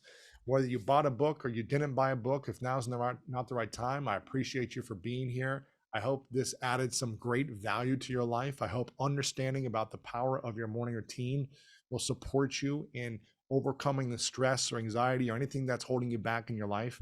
I hope the value of having a clear, meaningful mission, the value of a clear night routine, the value of setting intentions, keeping it simple and consistent, and the power of the greatness mindset will support you in having the environment that you want internally to create the abundance you want externally in your life. So thank you for investing your time and being here. Thank you for taking notes and being present. Thank you for your engagement in the chat and showing up fully present. And thank you for spreading the message. I know some of you have been posting this on social media and tagging me and posting it in your stories. So thank you for that. This was free. My team and myself put this together to give to you. So I hope you got a lot of value for this free training. Again, if you didn't buy a book, then we love you. We appreciate you and thank you. Go take action on what you learned and implement it in your life. And I hope this added value. And if you want to give back and you're excited about supporting us in return for this free value, then get the greatness mindset right now. Go to this link. It's $25, $28 wherever you are. Get the hardcover, get the ebook, buy it. You'll get these extra bonuses. We're going to give you more value just by making that purchase right now for $28. and supporting us in this book launch. We really appreciate you. We acknowledge you. Again, we want to give you more value, but all you got to do is sign up for the bonus when you get the book. Okay. And again, love you all. Appreciate you. We'll see everyone who signed up for VIP in about 15 minutes. And I'll keep this page up for everyone else who wants to sign up for the book right now. You're amazing. And again, if no one's told you lately, I want to remind you that you are loved, you're worthy, and you matter. Thank you so much for being here. And I'll talk to you guys soon in the VIP session. Good to see you all. Go ahead and type in the chat if you can. Type in the biggest takeaway from that. I think we talked for about an hour and a half. Biggest takeaway from those kind of 5 things, or just anything at all that you took away from that session, that webinar, that training. I would love to see some of you guys' thoughts. And also, mastering your night to master in the morning, to need an intention, preparing the night before, being consistent. Okay. Keeping it simple. And there's more people still coming in from the waiting room, so we'll just give a minute for them to get in. Aspire to start over. Okay. Master the night, mastering the routine, night before. Night before was a big thing for people, huh? How many of you have an evening routine? Just raise your hand if you have an evening routine already. I see one hand, Christina's, and then a couple of wigglers in the middle here, a couple wigglers in the middle, a few other hands going up. Okay. Just curious, where is everyone at in the world? Go ahead and type in where you're at, what city or country you're at, so I can see. Okay. Good to see you all.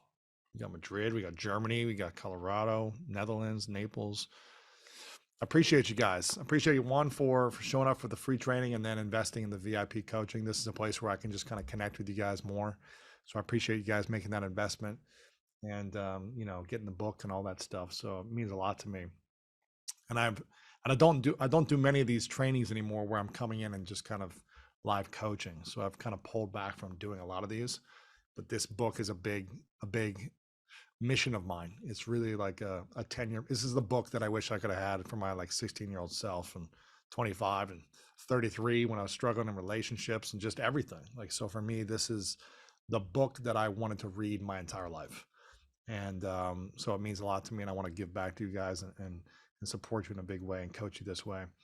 Let me see. I think we got most of the people coming in. There's probably a few people still coming in here. Can't wait to read the book. Thank you.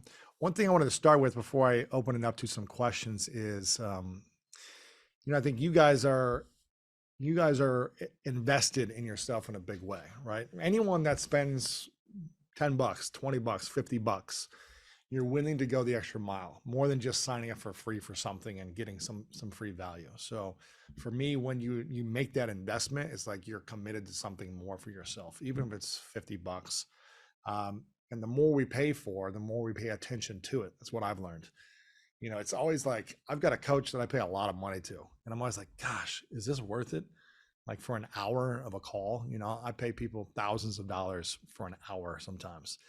And before I do it, I'm like, oh my gosh, it's a lot of money. I'm like, geez, it's a lot of money. And for whatever reason in that session, I get so much value. I get $10,000, $100,000 worth of value, because I'm so focused and present on everything. I'm clearer about the questions I need to ask. I really risk the conversation in a bigger way because I've invested.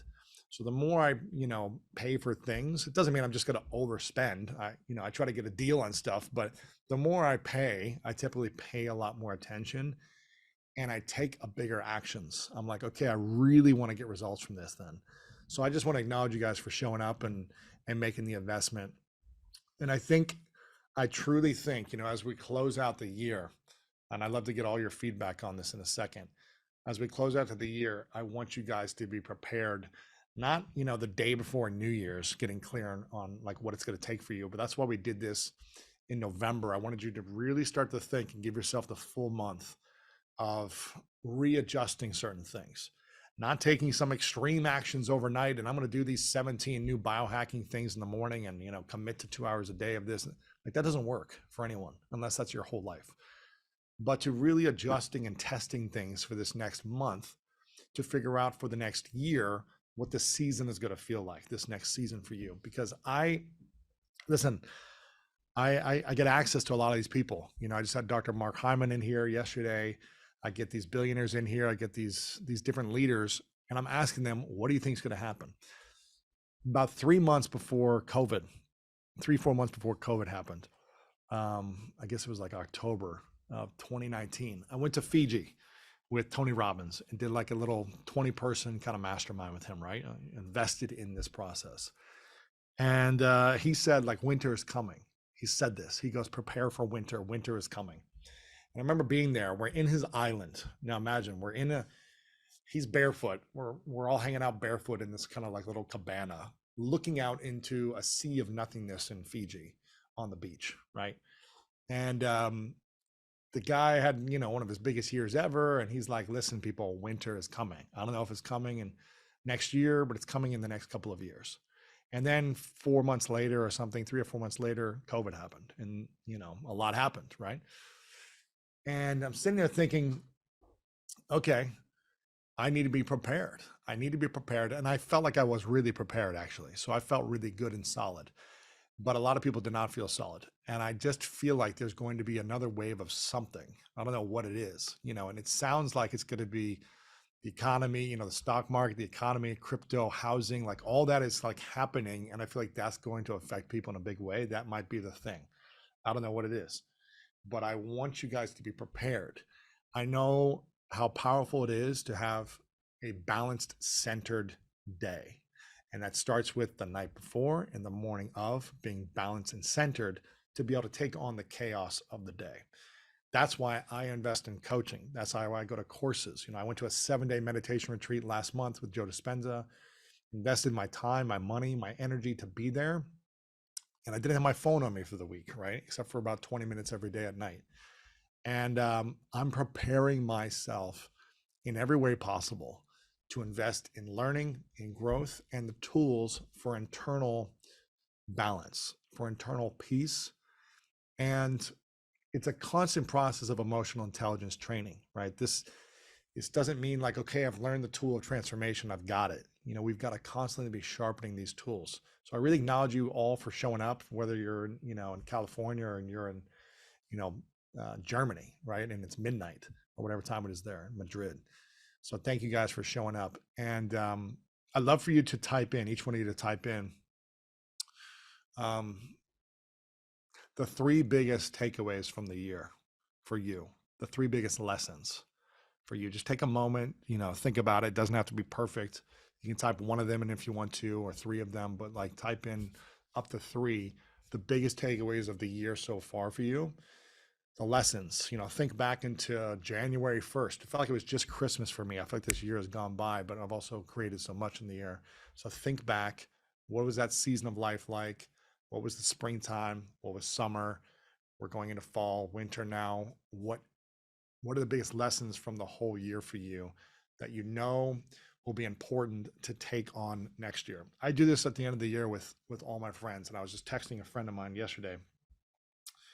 And I asked him this, and I thought he had a great response. But I'll let you guys type it in first, what yours is, before I share mine. So let me just see some of your responses. This is what my friend said.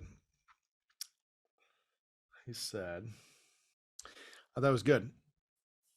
I said, what's the 3 biggest lessons from the year for you? Again, I asked this to a lot of my friends. I'll text them. I'll ask them this. My team, we just did a team retreat last week. We did this awesome retreat. I want to tell you about it real quick. I had my coach, Chris Lee, come in and lead a full day on emotional intelligence and leadership training. Powerful stuff to get your entire team, your family, your friends, your partner in the same conversation of language and having the same language based on what you want to create in your life, the vision you have for your company, your team, your life, your health, speaking into the same language. Very critical for me. We did that day 1. Day 2, we took them to Cesar Millan's dog park and did a full day training with Cesar Millan where they got to walk the dogs and learn calm confidence and all these different things. Leadership training with dogs was really cool. And so I asked everyone there at the team, you know, what opened up for you guys? What was the big takeaways? I think it's important to take moments to reflect and not just create, do, and then move on. It's important to reflect. That's why I want to ask you guys this. I asked him, he said, this is the happiest year I've ever had. Um, the lessons I've drawn from it are: number one, less is more.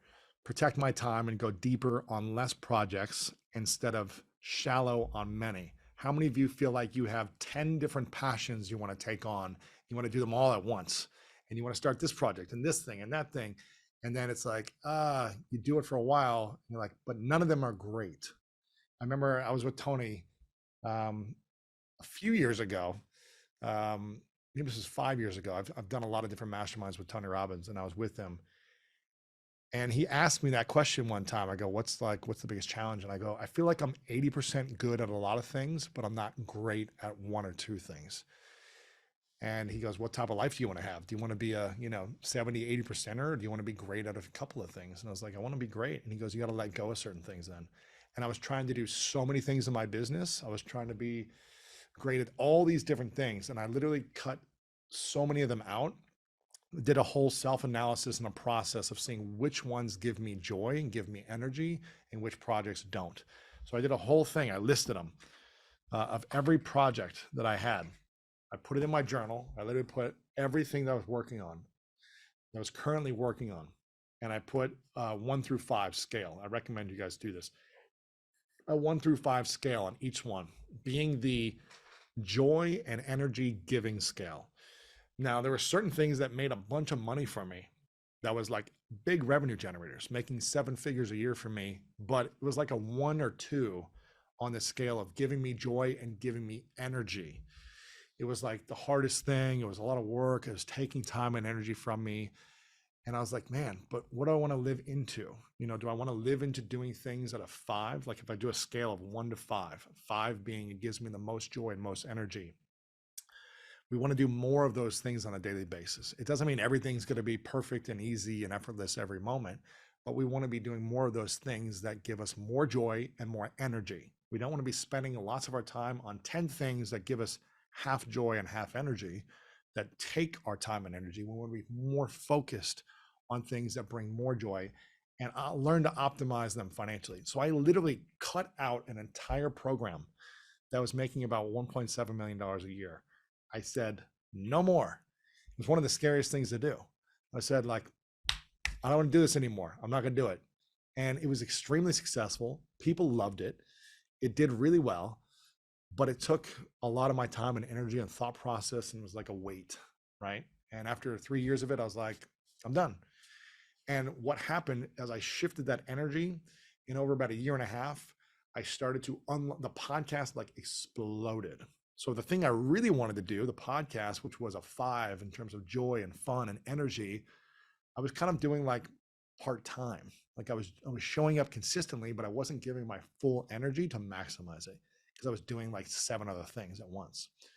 Then I said, I'm going to go all in on a couple things. And the podcast started to explode. My energy came back, all that stuff. So just something to think about. His lesson was less is more. Protect my time and go deeper on less projects instead of shallow on many. If you want to do 10 projects at once, I'm not saying you can't do that. If you've got team resources, if you got systems and people are building those things, cool. That's possible to do it at a high level. I just know for me that I needed to do less, go deeper on less things. Now, it doesn't mean I'm not doing more with less. I'm doing lots of projects around the podcast, right? So I'm not taking on new projects that don't support the podcast, but I'm taking on this book is a big project, but it's also going to support the podcast in a big way. It's a part of the ecosystem that drives back to it as well. So again, less is more. That's why I like his thought there. Number 2, this would be my number 1 is his number 2. Put your health first. He said, I felt out of shape the past 2 years. I don't know if anyone else can relate to that. I know I've felt that on and off. And he said, as of the past 60 days, we've been really upping our workouts and eating habits. And I'm excited to getting in amazing shape again. I just think, health is number 1, always. It's always number 1. My girlfriend knows that's my biggest priority in life. And sometimes I'm not in the best alignment of my priority, and I do too many other things, and it makes me get back in balance on health first. Number 3, I love this one. It said, don't wait. make the memory, take the trip, buy the thing, make the investment, whatever you want to do later in life, do it now. And I think that's just a beautiful reminder. You know, we're not guaranteed. I was getting lunch the other day at one of my local spots that I get lunch at. And there's it's mostly there's one gringo, one white guy, and the rest of the crew there is Mexicans, Guatemalans, El Salvador, and a bunch of them, you know who I am. They've listened to my show, or they know my girlfriend, or Martha, right? Who's a famous Mexican actress, writer, producer. And so, you know, I go in there, you know, once every couple of weeks, and I try to speak Spanish to them and have fun, and we talk about their lives and, you know, what their kids are up to, and just kind of chat while I'm ordering and hanging out. And the gringo, the white guy, who is always super nice to me too, I was just like, I just said, what are you grateful for today? I usually ask a lot of people when I meet them, what are you grateful for today? He was telling me what he was grateful for about his son. He's got a 30-year-old son. And I go, oh, that's awesome. I go, are you married? And he goes, he had his wedding ring on. This makes me very emotional just thinking about it. He had his wedding ring on. He said, my wife died last year. She went in to the hospital for something else. And then she got COVID at the hospital, and she already had an underlying heart condition, and she passed away like 7 days later. And so I was just really emotional talking to him, you know, even though I'm just getting an order for food with this guy. But I just said, man, I really acknowledge your courage for showing up. And he goes, she's the love of my life. And you know, I miss her every day. And I was losing myself after she passed. And my son said to me, this gives me chills just thinking about it. He said, my son said to me, Dad, I already lost one parent. I don't want to lose another one. Because he was just depressed at home all day. And he's like, Dad, you got to get back on your life. He's like, I've already lost one parent. I can't lose another one. And so I said, man, you got a lot of courage. And he goes, it's because of my son. If my son didn't tell me that, I wouldn't have come back out to work. I wouldn't have like shifted my attitude, my energy around it. I wouldn't have found meaning from it and tried to find the joy of life again. He was married for 30 years. And he was like, this is the woman of my dreams, the love of my life. I was like, oh my gosh.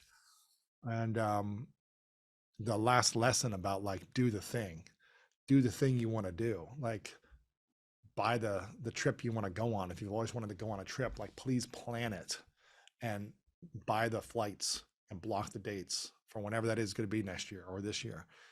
Like, take the adventure, go do the thing you want to do. I thought that was a really powerful one. And the reminder I got yesterday from this man who lost his wife, the love of his life, you know, you never know.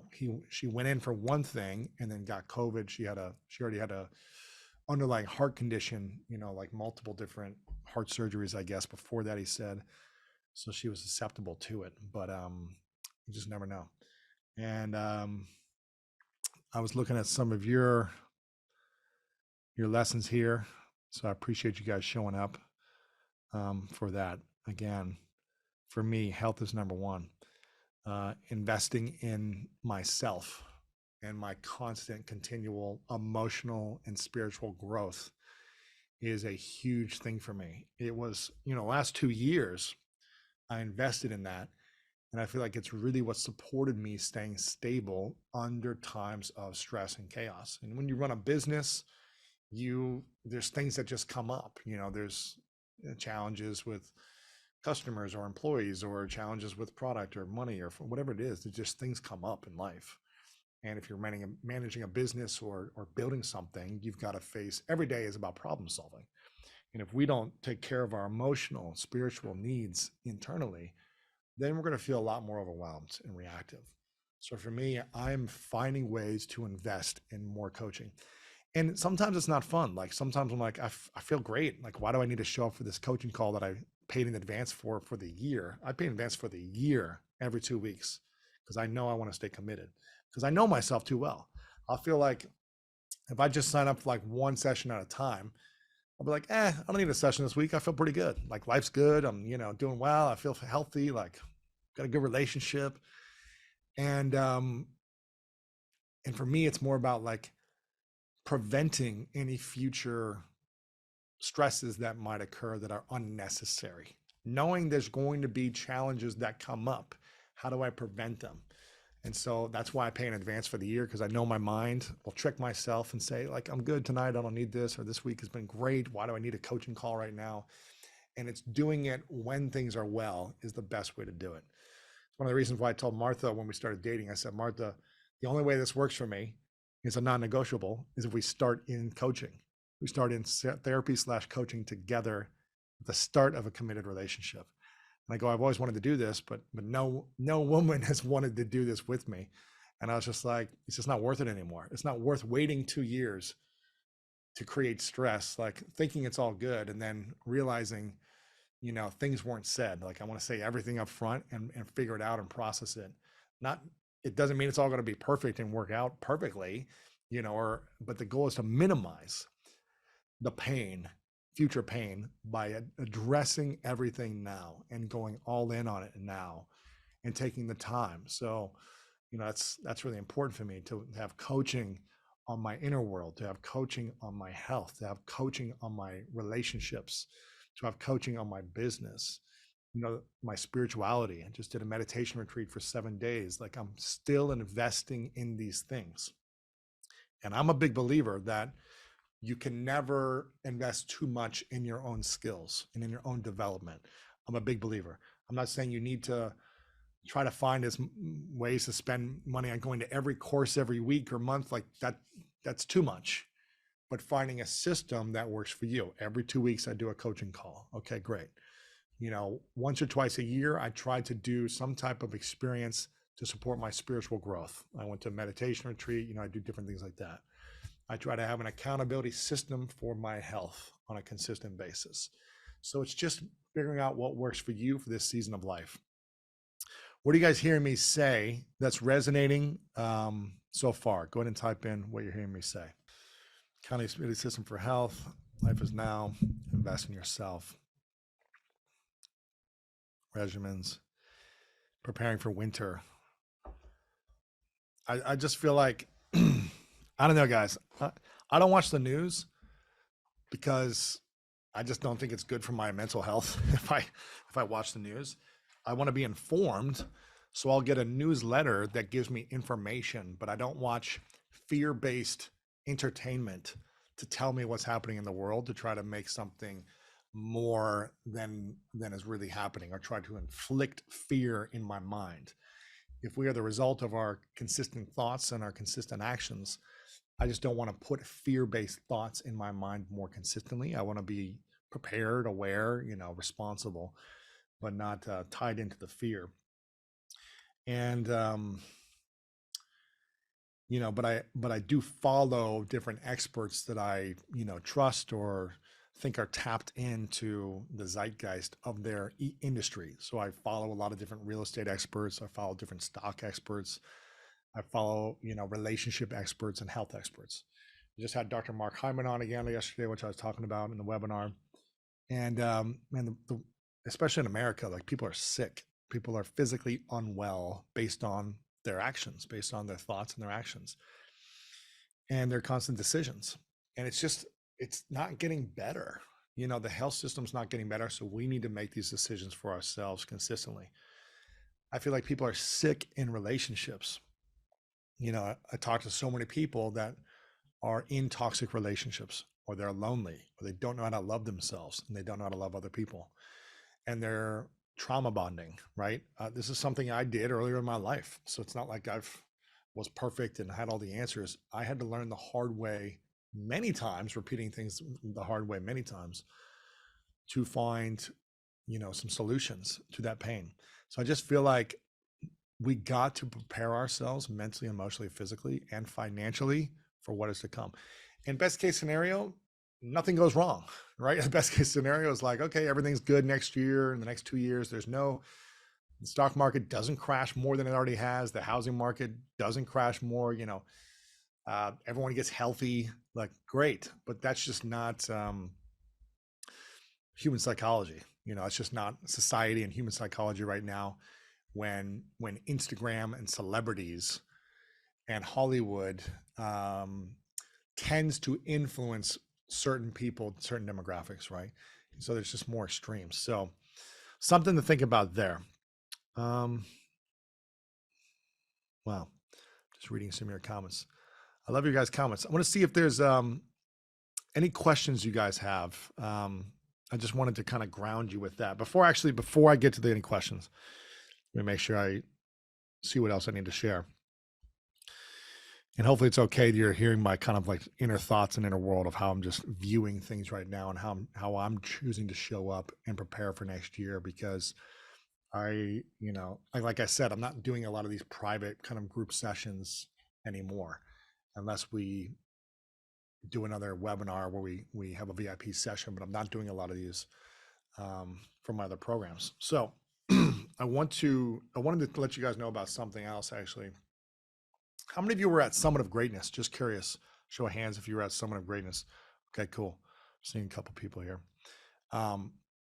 What we're doing I just want to announce this because we've got a few people who are aware of this. But if you weren't aware of this, we have a bulk order offer where if you want to get a 1-day session with me, with a group, or if you want to do a private dinner with me, a lot of these things I'm not doing anymore. I used to have a mastermind where people were a part of a mastermind and they would meet me 3 times a year, that type of thing.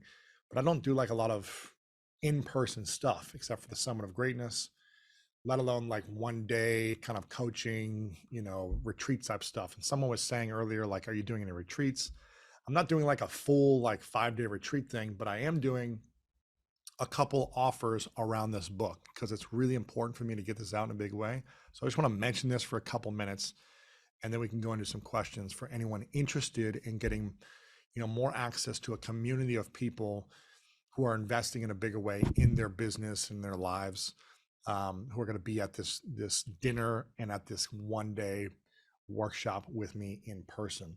So I want to give you guys this link so you can just see what it is.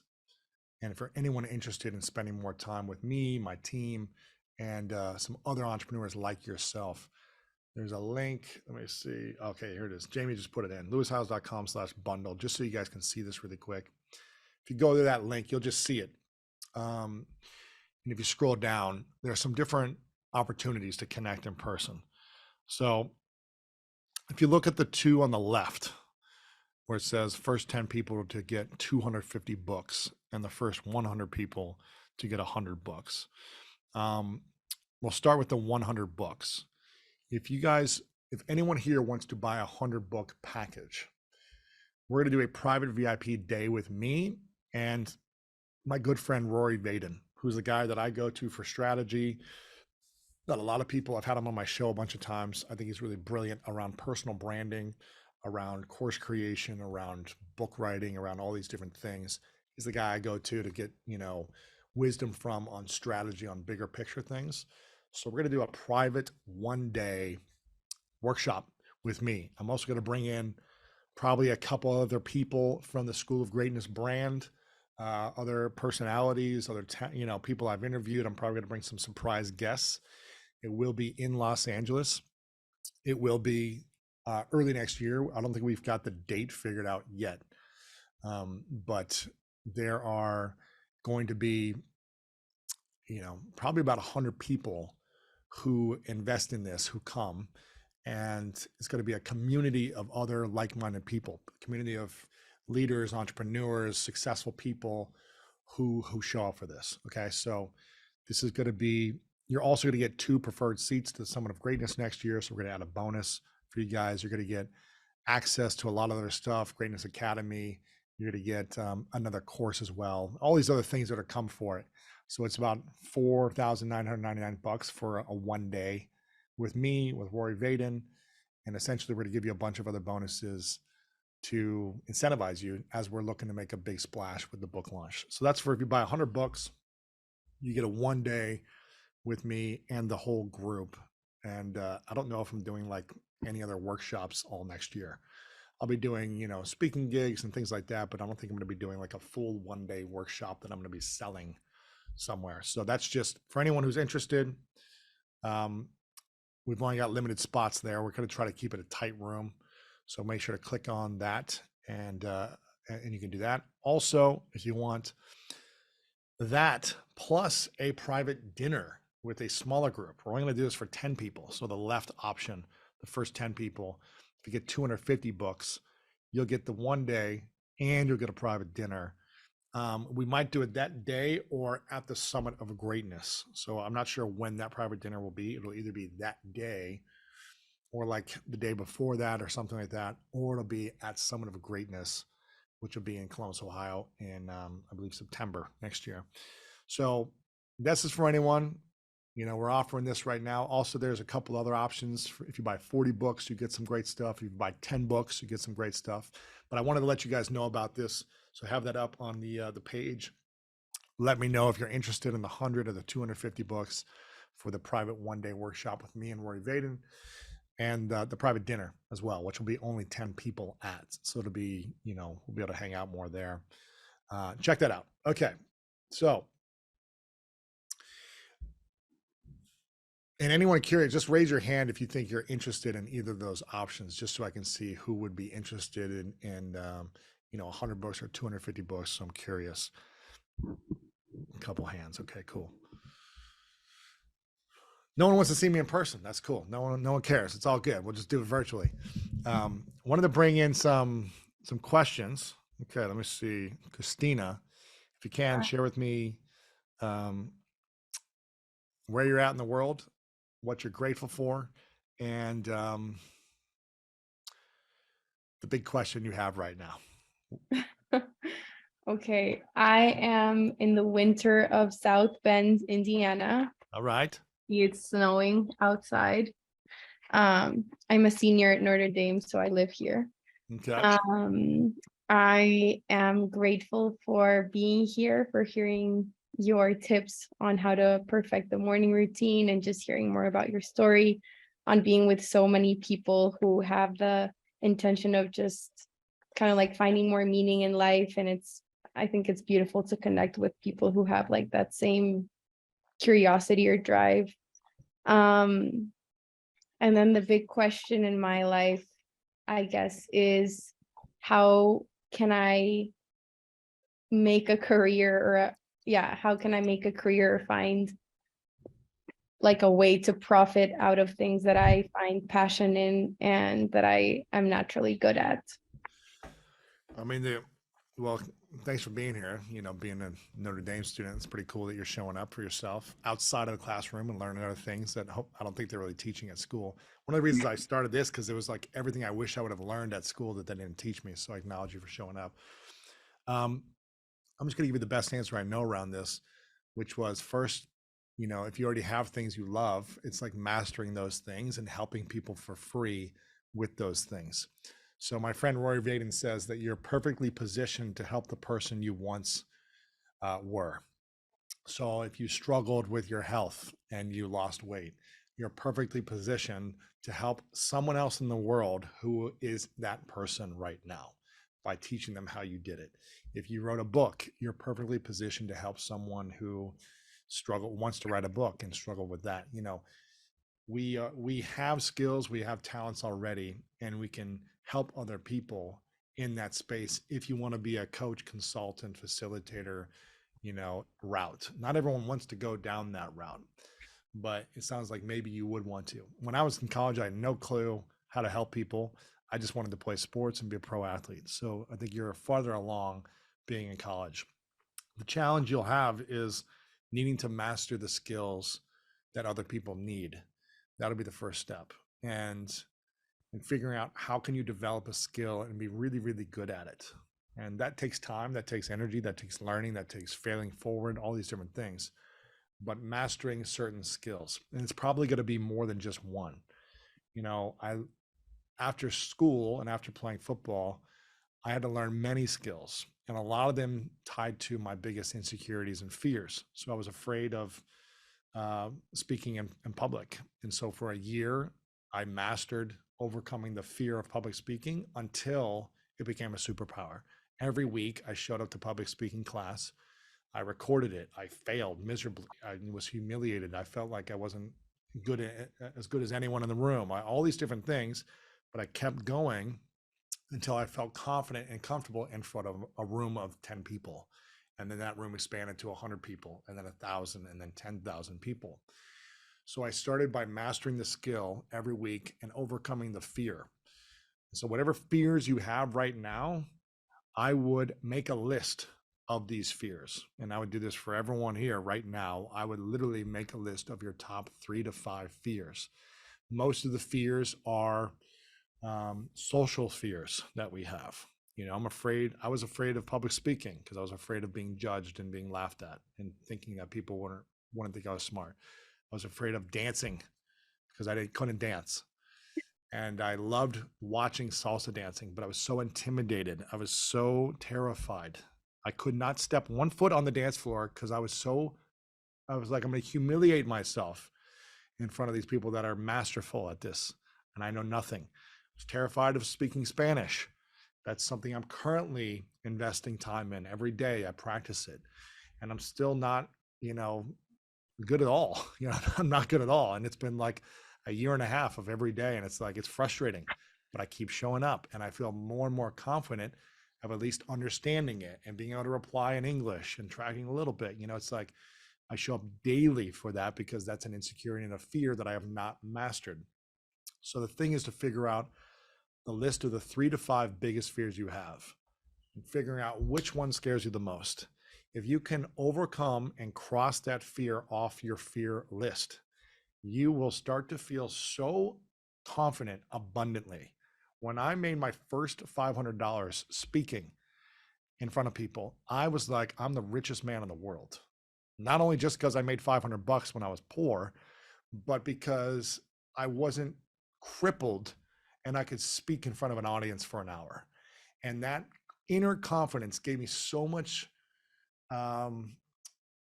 abilities in every area of my life. And so that one fear turned into a skill that I started to overcome the fear. And then I spent a decade of mastering it at different levels, whether it be live speeches like this on a webinar, in person at a workshop, live interviews, facilitation, curation conversations, to speaking in front of 10,000, right? So you learn to master that one skill that's a fear in multiple different ways. And then you can, through that process, then I was able to charge people for my knowledge. So you're perfectly positioned to help the person you once were.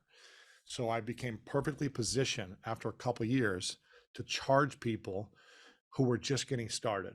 And I would charge $500 for a few hours, right?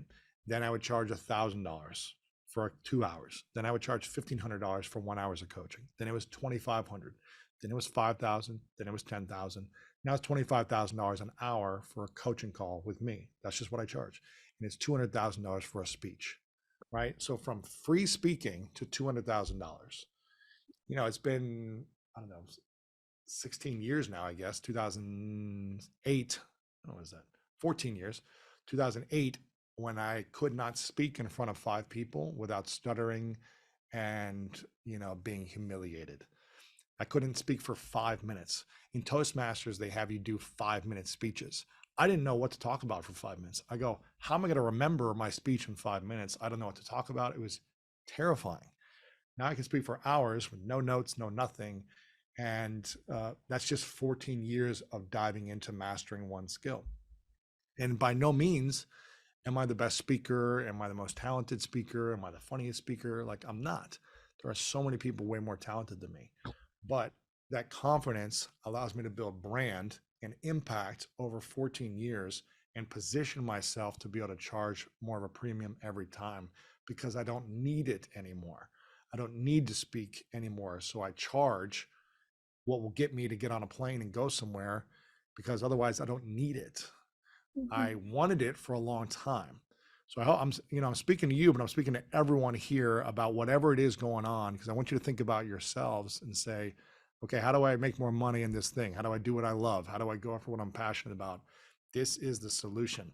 I actually give this entire process in the book as well, which is called, writing down. If you want to become fearless, you've got to write down your fear list. So this is an exercise in the book, The Greatness Mindset. And this is, I had Edith Eger on, who's a Holocaust survivor. I just had her on again recently. And she went through a horrific experience watching her parents get killed in the gas chamber in Auschwitz. during the Holocaust. And she talks about how she learned to forgive the man that took her parents into the gas chamber, how she learned to forgive herself, how she learned to overcome her fears. And she told me on the previous interview, she said, everyone needs to write down their list of fears and start knocking them off the list, because that's what's holding everyone back. And I said, 100%, I've got that in my book. And here's a woman who has got joy in life, peace in life, after she went through one of the most horrible things that humanity has ever experienced. And she is able to find peace and overcome challenges and create the life she wants based on writing down a list of fears, making the fear a superpower. Public speaking was a fear. It was like, I'm never going to be able to speak in front of an audience. Now it's a superpower. Salsa dancing was a massive fear. I was terrified. I remember the first time I actually danced, it took me 3 months. I would go out to the salsa club every week for 3 months. I used to live above a jazz club in a 1-bedroom studio apartment that cost $250 a month. And I split that with someone else. So I paid $125 a month and I could barely afford the rent. Okay. You have to imagine this. This is 2007. Okay. 125, what was it? $125. So it was $250 a month. I paid 125. He paid 125. He's also my business partner still today. So we were splitting a $250 apartment studio room in Columbus, Ohio. Downstairs was a jazz club. And once a week they'd have salsa dancing come out, right? They'd have a salsa band and all the salseros in Columbus, Ohio would come out. And I was mesmerized and terrified in the corner. I was like, this is one of the coolest things I've ever seen. And yet I could never do this. And I would go down there every week and watch. And I remember just saying, gosh, this just makes me nervous being here, because every time someone asks me to dance, I'm like so terrified. And I was just like, I don't want this feeling ever again. I eventually went out and tried it after 3 months of watching. It took me 3 months to try it. Trembling on the dance floor with this girl who like drags me out there. I finally try it. And I'm like feeling humiliated. I'm looking down, I'm stumbling over myself. And after a few minutes, she goes, look up. And I looked up and something beautiful happened. I realized no one was looking at me. No one was laughing at me. No one was making fun of me. Maybe they were, but I wasn't seeing it, right? And they were too focused on their own lives. They're enjoying the moment. They're having fun. And maybe they had a moment where they're like, what is this guy doing? But good for him, whatever it was. But no one really cared. And I was like, okay, I'm all in. And for the next 6 months, I was all in on learning this. For the last 15 years, I've traveled around the world to the top salsa clubs in the world. I'm talking Paris, Madrid, Barcelona. I've done it in Ireland. I've done it in Australia. I've done it in New Zealand. I've done it in Canada, Mexico. I've done it in Brazil. I've done it all over the world. I did it in Thailand. Where else did I do it? I did it all over the world. I traveled to find the top salsa clubs. I did it in Buenos Aires. So many different places. Publish the list of the top salsa places. Well, there's a site. It's called salsacities.com. And I went to the top places on this site, and I traveled around the world for years. And I remember I would make it a mission of mine. I would enter the salsa club, a new place that I didn't know. And I would go in there and I'd say, okay, I'm here alone. No one knows me. I'm out of place here. I'm this tall white guy. I'm a foot taller than everyone else. There's a language that I don't speak in this country. And these dancers are really good. And I said, I'm going to make it a commitment to myself to look and find the best female salsa dancer and go ask her to dance first. This is terrifying. This is not fun to do. This is like scary. Most of the time they would reject me. Most of the time. That doesn't feel good. Rejection does not feel good for anyone. But I knew I was building a muscle because this was a fear and insecurity of mine. I said, it's okay. Let me ask the next person. And a lot of times I would get rejected over and over again. Again, I'm like this new guy. No one knew who I was. And no one could think I could dance. But then I would find someone, I would dance with them, and I would take them right next to the person who rejected me, and I'd dance right next to them. And by the end of the night, they would usually ask me to dance.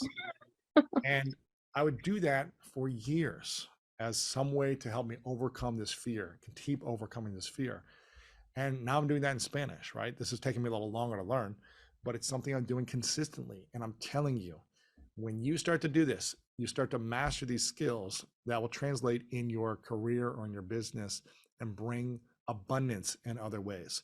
If you have a list of fears, I would love for each one of you to write down your list of fears by yourselves. You don't have to put this in the chat. If you want to, you can, but just write it down for yourself to think about it.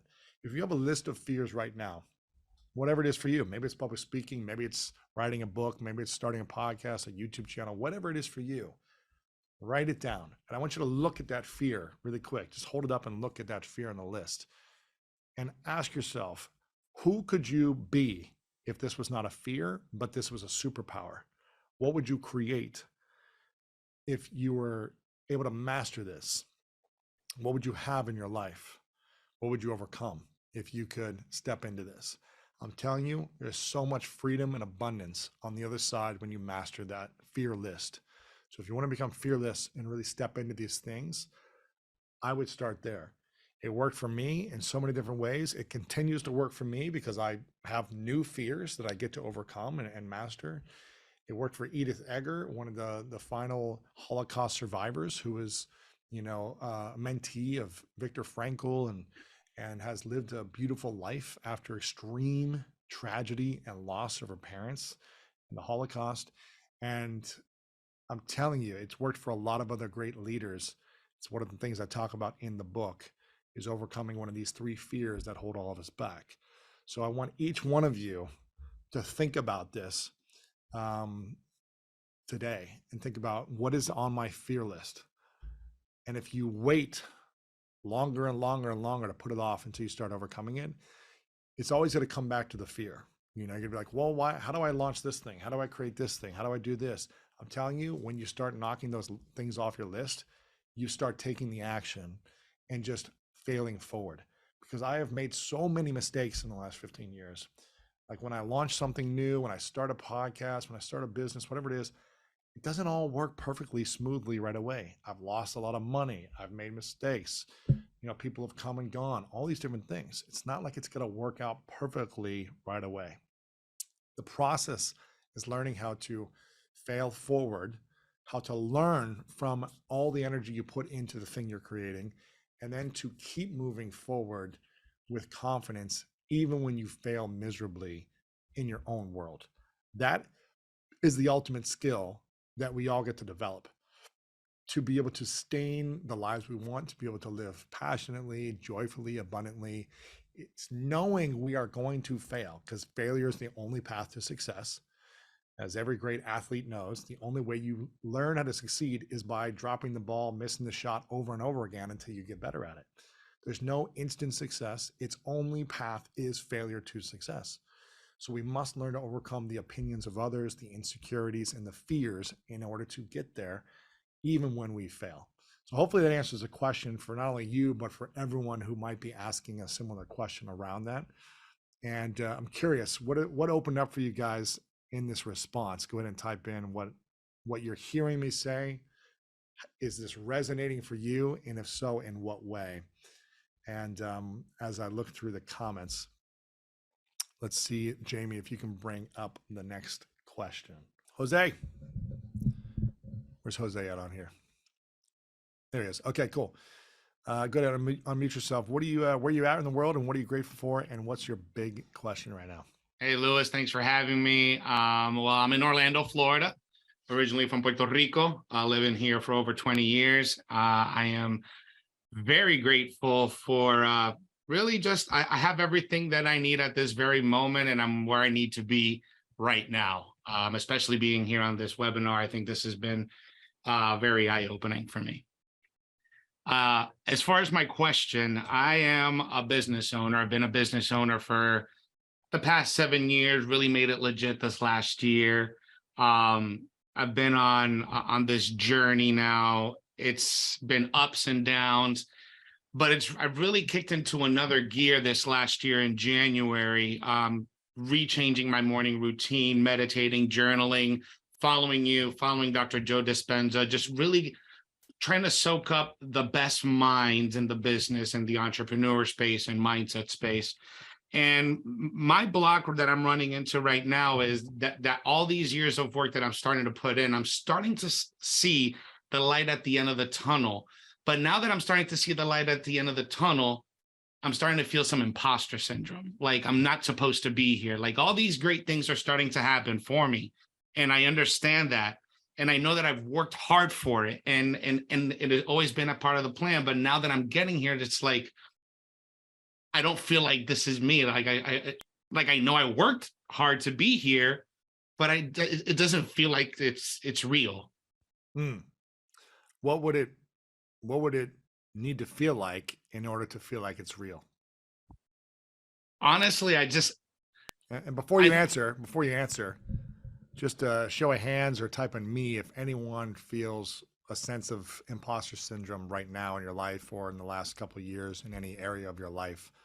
Just type in me or give a raise of hands. Okay, cool. So I don't know if you're seeing all that, Jose, of everyone saying this. So what would it need to feel like in order for you to not feel like an imposter? I think for me, the way that I have it in my head and how I write it down every single day when I'm reflecting on my goals is like, I see it clearly and vividly in my head, but it's not in my physical reality right now. And I think it's going to take, I don't know what it's going to take, Louis. I really don't know. What do you think- I feel what like do you when I think- see it, I What know does a it. non-imposter feel like? What does a non-imposter feel like? It feels genuine. He feels authentic. Okay, so are you feeling inauthentic with the results and the success you've worked hard for your entire life in this moment? Is that what you're saying? No, Okay. I don't feel unauthentic with that. You don't No. all feel inauthentic. Okay, so that's not it. Then is it just you don't feel like you deserve the results you're getting? No, I do feel like I do deserve the results. Okay, so you're not inauthentic. You feel like you're deserving because you've worked hard your entire life to get here, is what I'm hearing you say, right? Yeah. Okay, so why do you feel like you're still an imposter with the results you're getting? With you're being authentic towards the results, I mean, it sounds like you got a big heart, especially from Puerto Rico, maybe too big. You're passionate, you're driven, you're kind-hearted. You've worked hard your entire life to get here. So it sounds like you've earned it, is what I'm hearing you say. You don't feel like something was handed to you where you didn't deserve something. You're deserving of it. So what would need to happen in order for you to not feel like an imposter? And again, is this helpful for everyone else to hear this conversation? Just so I'm making sure this There was a comment that I just saw. Are you afraid of success? And I think that maybe subconsciously I might be afraid of success Okay. because I know deep in my core the work that I do is good. I run a media company and I do Spanish content for a lot of different brands and I know that my work is great and I know that the work that my team does is great. But I think maybe success, I might be afraid of success because when it all comes is like, am I going to be 100% ready for that? Okay. Let me write down. So I'm so glad you're talking about this because literally there's an entire section in the book that talks about this specific question and this topic because this is one of the things that so many people have been telling me over the years about what's holding them back. So there's a thing we created and it's in the book, but I'm just going to give it to you now. Thing created called, let me see if I can draw this. I'm not the best at all this. Okay.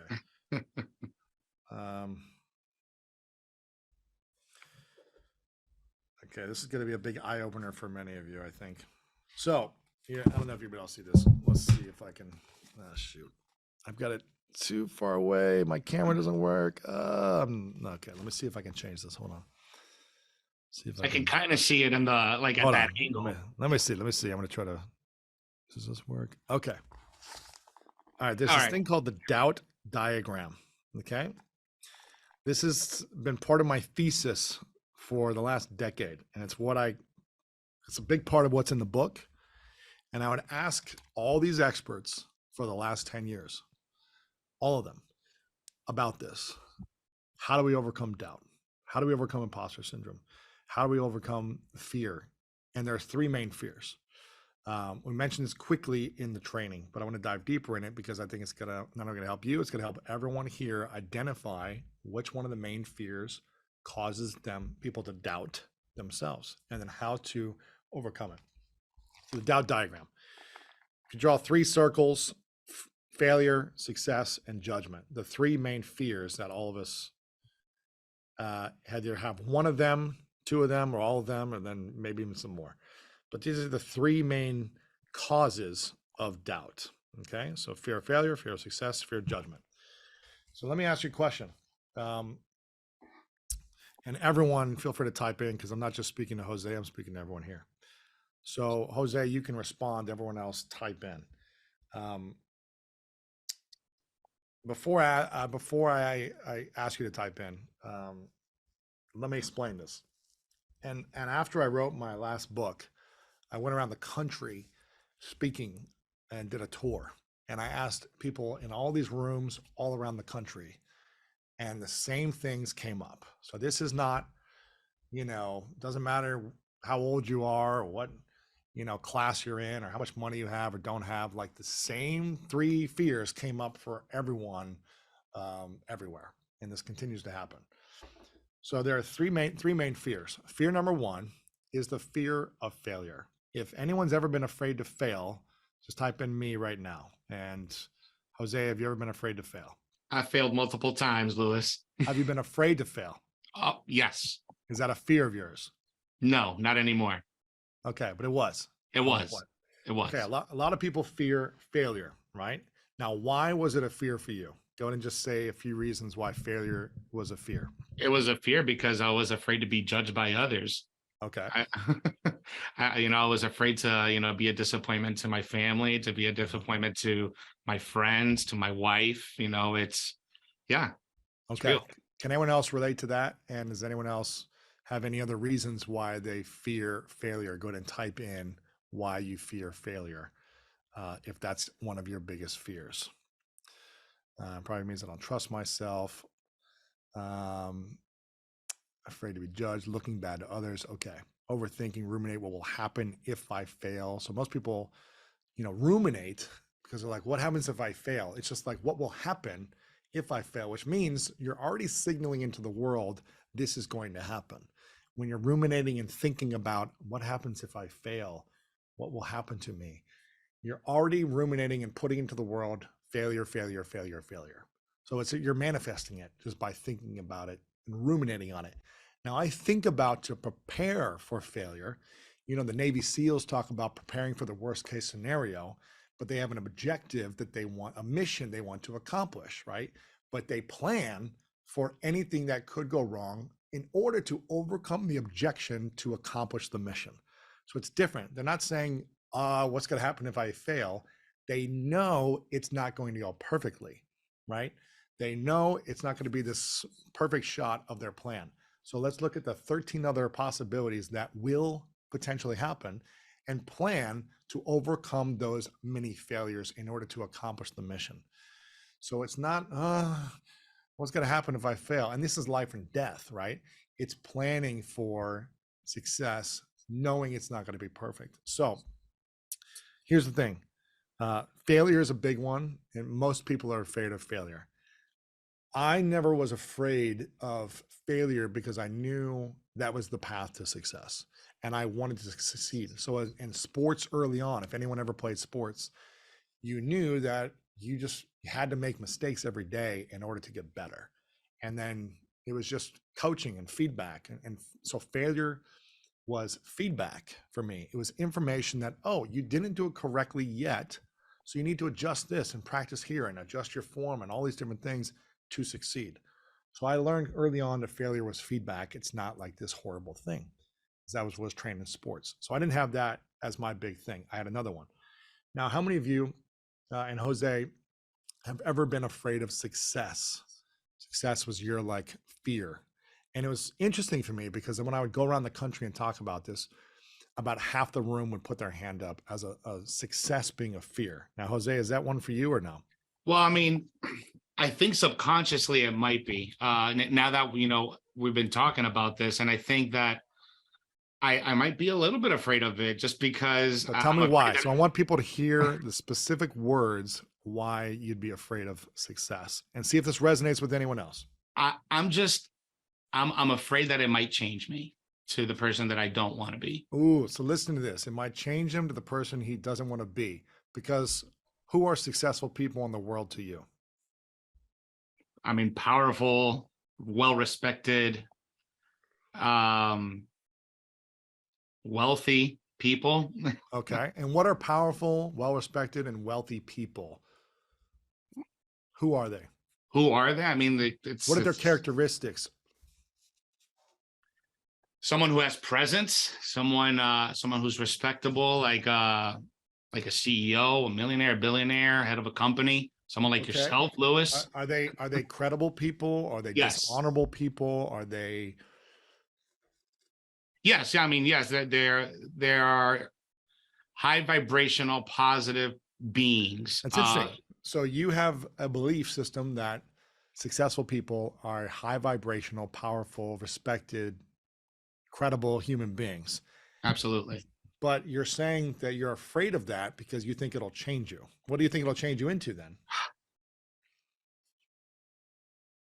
Not a powerful, respected human being, or something that you need to step into that you haven't yet done fully? The latter, to be honest. And this is one, and I don't know if that resonates with anyone else here, but when I started asking these questions years ago and realizing that the fear of success is almost bigger for most people than the other two, because you're leaving the tribe. When you become successful, when I became more successful, right? Let's say I went after my goals and my dreams. It's not more successful or not, but when I went after these things and I left college, I had all these friends. had brothers, on these different sports teams. And then I left the tribe to go after a different dream, to go play professional. And I remember when I got the contract to play professional football, I was so excited. I started calling all my former teammates and people weren't calling me back. And I was like, what? These are guys that I bled with for 4 years. And all of a sudden, guys aren't calling me back. Guys aren't excited for me. And I was like, it was really sad and hurt for a while. And I didn't understand it. And I later reflected back and realized it's really hard for a group of people to see someone leave sometimes if they're not confident in themselves, if they're not excited for them, if they feel like they're doubting and insecure in their own way. It's hard. So you might have to leave a pack and they may not be excited for you. That's hard to do. People, it could be family members, could be spouses, could be friends for life. That's challenging. Also the weight. There's an amazing documentary. If you guys haven't seen it, I highly recommend it. It's called The Weight of Gold. It's about Olympians who win the gold medal and then go depressed and have, no direction in life afterwards. Not all of them, but some of them. It's documenting some of them that commit suicide after they win the gold.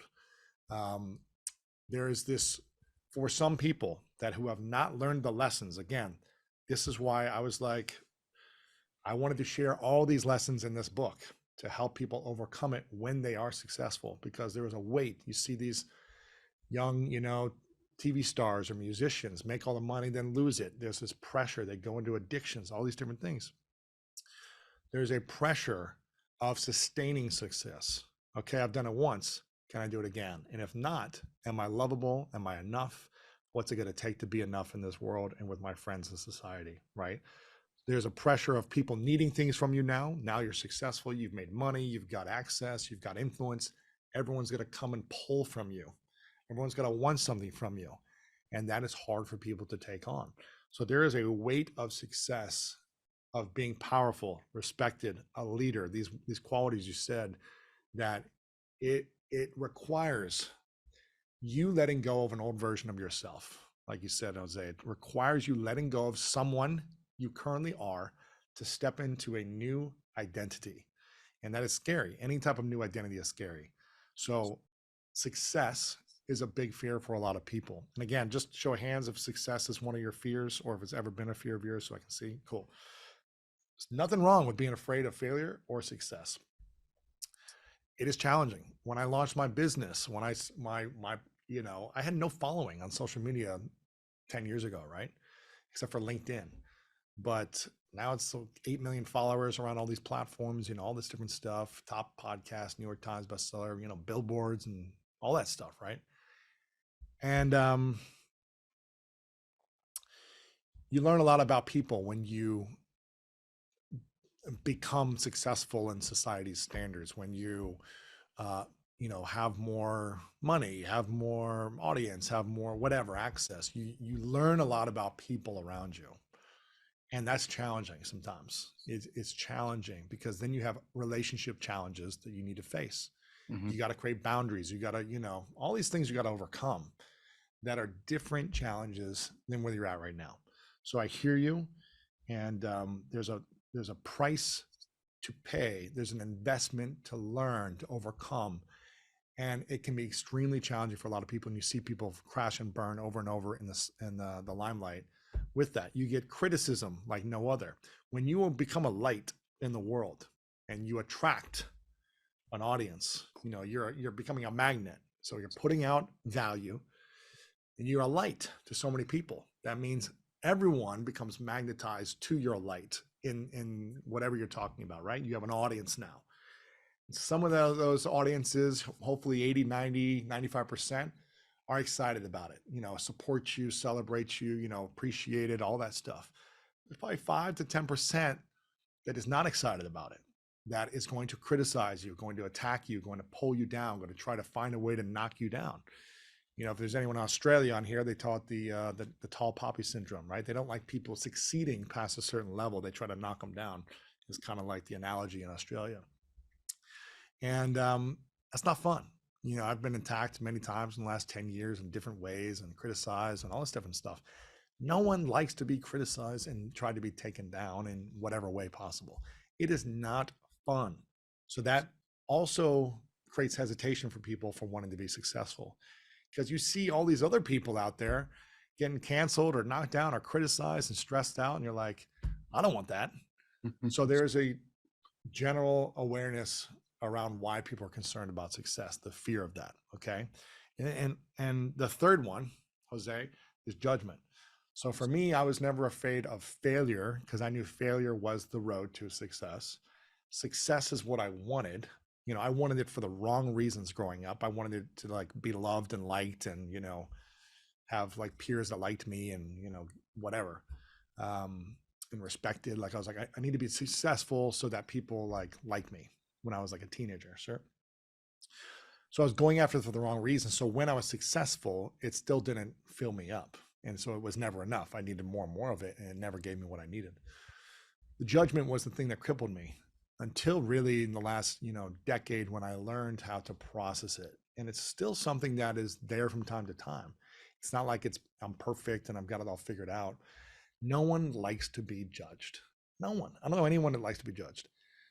So I was making decisions in every area of my life up until about 9 years ago to be liked, to not have people, you know, not like me, to be accepted, to be all these things.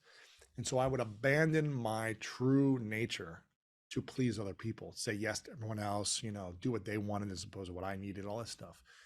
So I was crippled by the fear of judgment. What are people going to say? What are they going to think? What are they talking about me? Do they like me? All that stuff until about 9 years ago when I started this process, the process of the greatness mindset of unlocking, healing, transforming in these ways in a bigger way. And so what I'm hearing you say is judgment is the biggest one for you. Is that right, Jose? Yeah, I mean, I you know, after we talk through it, it seems like that is the biggest one for me, because it's like I really shouldn't care about what other people think, but I do. Mm-hmm. I don't think it's not caring about what other people think. I think it's because I think in order to live in society, we need some people's approval of us to thrive, to be successful in relationships. You know, we need some intimacy. It's not about not caring what anyone thinks about us. So I think it's relearning how to communicate this language. I think it's one, what do I care about myself? It's like doing the thing that I care about the most based on my meaningful mission, which again, we have the whole process in the book about meaningful mission. It's what we talked about in the webinar, and based on values. So based on meaningful mission and my values. So not caring what anyone else has to think and just say, screw the world, and I don't care what anyone thinks about me.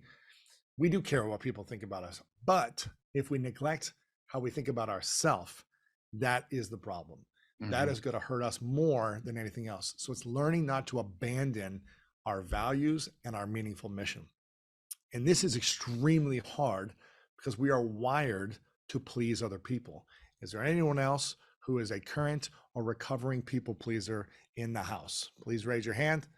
I was there my whole life up until maybe like 2 years ago, where I've had to learn the uncomfortable experience of not saying yes to someone, hoping they're not going to get upset at me just because I want to please them. But in the process, abandoning myself constantly and my value, my meaningful mission. It's learning the process of being there for you and your mission and your values and your needs first, so that you can over deliver for the people around you and serve your mission at the highest level. I believe spiritually, emotionally, physically, we're here to serve the mission of our season of life. That season might be 6 months or a year or 5 years or whatever it might be. And if we are not in alignment with our calling to serve in this season, whatever it is that we're doing, you know, for me, it was to get off my sister's couch was that season. It was like, I got to do whatever it takes for that season. Each season is different. Now I have a different mission. And if I'm not in alignment of doing the things that serve that, then I'm going to be discounting why I'm here. I'm going to be disconnected to my alignment of my season of this mission currently. And I'm going to feel off balance. And I'm going to be giving to everyone else except for serving my health and the mission first. And I just think it's a very hard decision to make and to grip with that, because we are so conditioned to please everyone else around us first. I am included in that, and know the suffering that I had inside of me through that process for, 36 years, until about 2 years ago when I really started to heal that people pleasing need inside of me. That comes from a wound that we all have from somewhere that is holding us back in this desire to please everyone. But then we discount our true desires. And so it's learning to navigate that. And I'm not saying like I've figured it out perfectly and I'm like, I still show up. I had to cancel something this morning and I felt like, but maybe I can make it happen. But I was like, nope, it's gonna throw me off. And I need to let this, be willing to risk letting someone else down in order to serve the mission and the integrity of the alignment of my health first, as opposed to giving. Like I got to make sure I'm centered first. And it's not like this big thing, but the PTSD of being a people pleaser, it still shows up. We're like, should I just say yes? And then, get rid of what I care about for this person, all that stuff. So judgment is the thing. And I'm hearing a lot of you have judgment as well. So judgment, I can't see that. I got to change it. Hold on, let me change the video. How many else? Go ahead and put in me if judgment is one of your things so I can see. And then I'm seeing some hands here. So it's the doubt diagram. Again, this is all in the book. And then we have a whole process, a whole chapter of how to overcome each fear and why each fear is in your life. So at the center of this is a thing that none of us like. So this is the thing that none of us likes. Center over here. Where am I? Over here. Right here. I am not enough. I am not enough. At the center of all three of these fears, fear of failure, fear of success, fear of judgment, the doubt diagram is I am not enough. Somewhere I feel deep inside, or I have felt deep inside, that I am not smart enough. I am not talented enough. I'm not loved enough. I'm not smart enough. My parents don't, unless I do this, then I would be enough. Unless I do this. And how many of you have done this, and this, and it still wasn't enough? Unless I graduate with honors, unless I get this career, unless I do this thing, unless I make this much, unless I marry this type of person, unless I live this way, it's not enough. And then we realize, I did all these things and I still don't feel enough. I don't know if that resonates with anyone else, but that was me for a long time. And so I started to say, well, what's the root of that? What's that root of I'm not enoughness? Where's that coming from? And this is why, for me, this is, I wish I learned all this stuff when I was 12, 15, 25, 33. It would have helped me overcome so much more inner suffering and live my true meaning and purpose and essence in the world in a bigger way. It's not about accomplishing more things. It's about living my authentic life of this season of life. And that's why we broke it all down with all the experts about how to do this. And when you can get to the root of why you don't feel like you're enough, Jose, and anyone else here, I'm telling you, life becomes completely different after that. Your energy completely shifts when you start the journey of healing the I am not enoughness. You really unlock a different version of yourself. It's something I've been noticing in myself in the last year and a half. And you start to see people around you saying, man, it's amazing that you're not reactive the way you once were a few years ago. It's amazing how you respond differently in these situations. It's amazing how you show up in this way for people. It's amazing how you give abundantly to others in a different way where you're not attached to results. It's amazing how you show up for your health in a different way. It's amazing the way you invest in yourself. You start to hear from the people closest to you saying, wow, it's amazing what you're creating and how you're doing this. And it's not like you need to brag about it. Like, yeah, I'm doing this. And it's not about that. It's about showing up, Jose, the way you talked about. I see these individuals as leaders, as credible, as powerful, as respected. It's the words I heard you say. And in order to become those things, you need to be this daily by letting go of these feelings of I'm not enoughness. And that starts with figuring out what are my biggest fears and diving in to the bat cave and letting the fear of bats swirling around you until you're not afraid of the bats hitting you in the face and pooping on your head and being in darkness, right? You've got to live in a bat cave with the bats, constantly scaring you until you feel like these are my friends. These are like puppy dogs and I love the dark. And once you can embrace those things, and I had probably 10 times the amount of fears that anyone here has, growing up. I felt like everything I was insecure around everything. And that's why this became my mission in life, because I was like, I just don't want to feel like I'm suffering anymore. I don't want to feel in pain anymore. I don't want to feel scared anymore. I don't want to feel like I'm limited in this life anymore. And I have these dreams and I have these goals and I have these people that I admire, that I respect, that have overcome so much. I want to be like that. And I visualized these things as a kid. And I said, this is why I've been on this journey for so long. And so this is my recommendation to you, Jose, and to everyone else who this is related to, which looks like everyone has put their hand up that has some type of fear, that when you can figure out where you don't feel like you're enough, and feel free to write a list down of all the things where you don't feel like you're enough at. I'm not a good enough partner in my relationship because this. I'm not smart enough because this.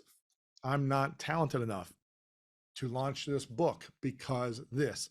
Feel free to write down every insecurity you have and why you think it's holding you back. I'm telling you, you're gonna write a whole story of reasons why you should never be able to do anything.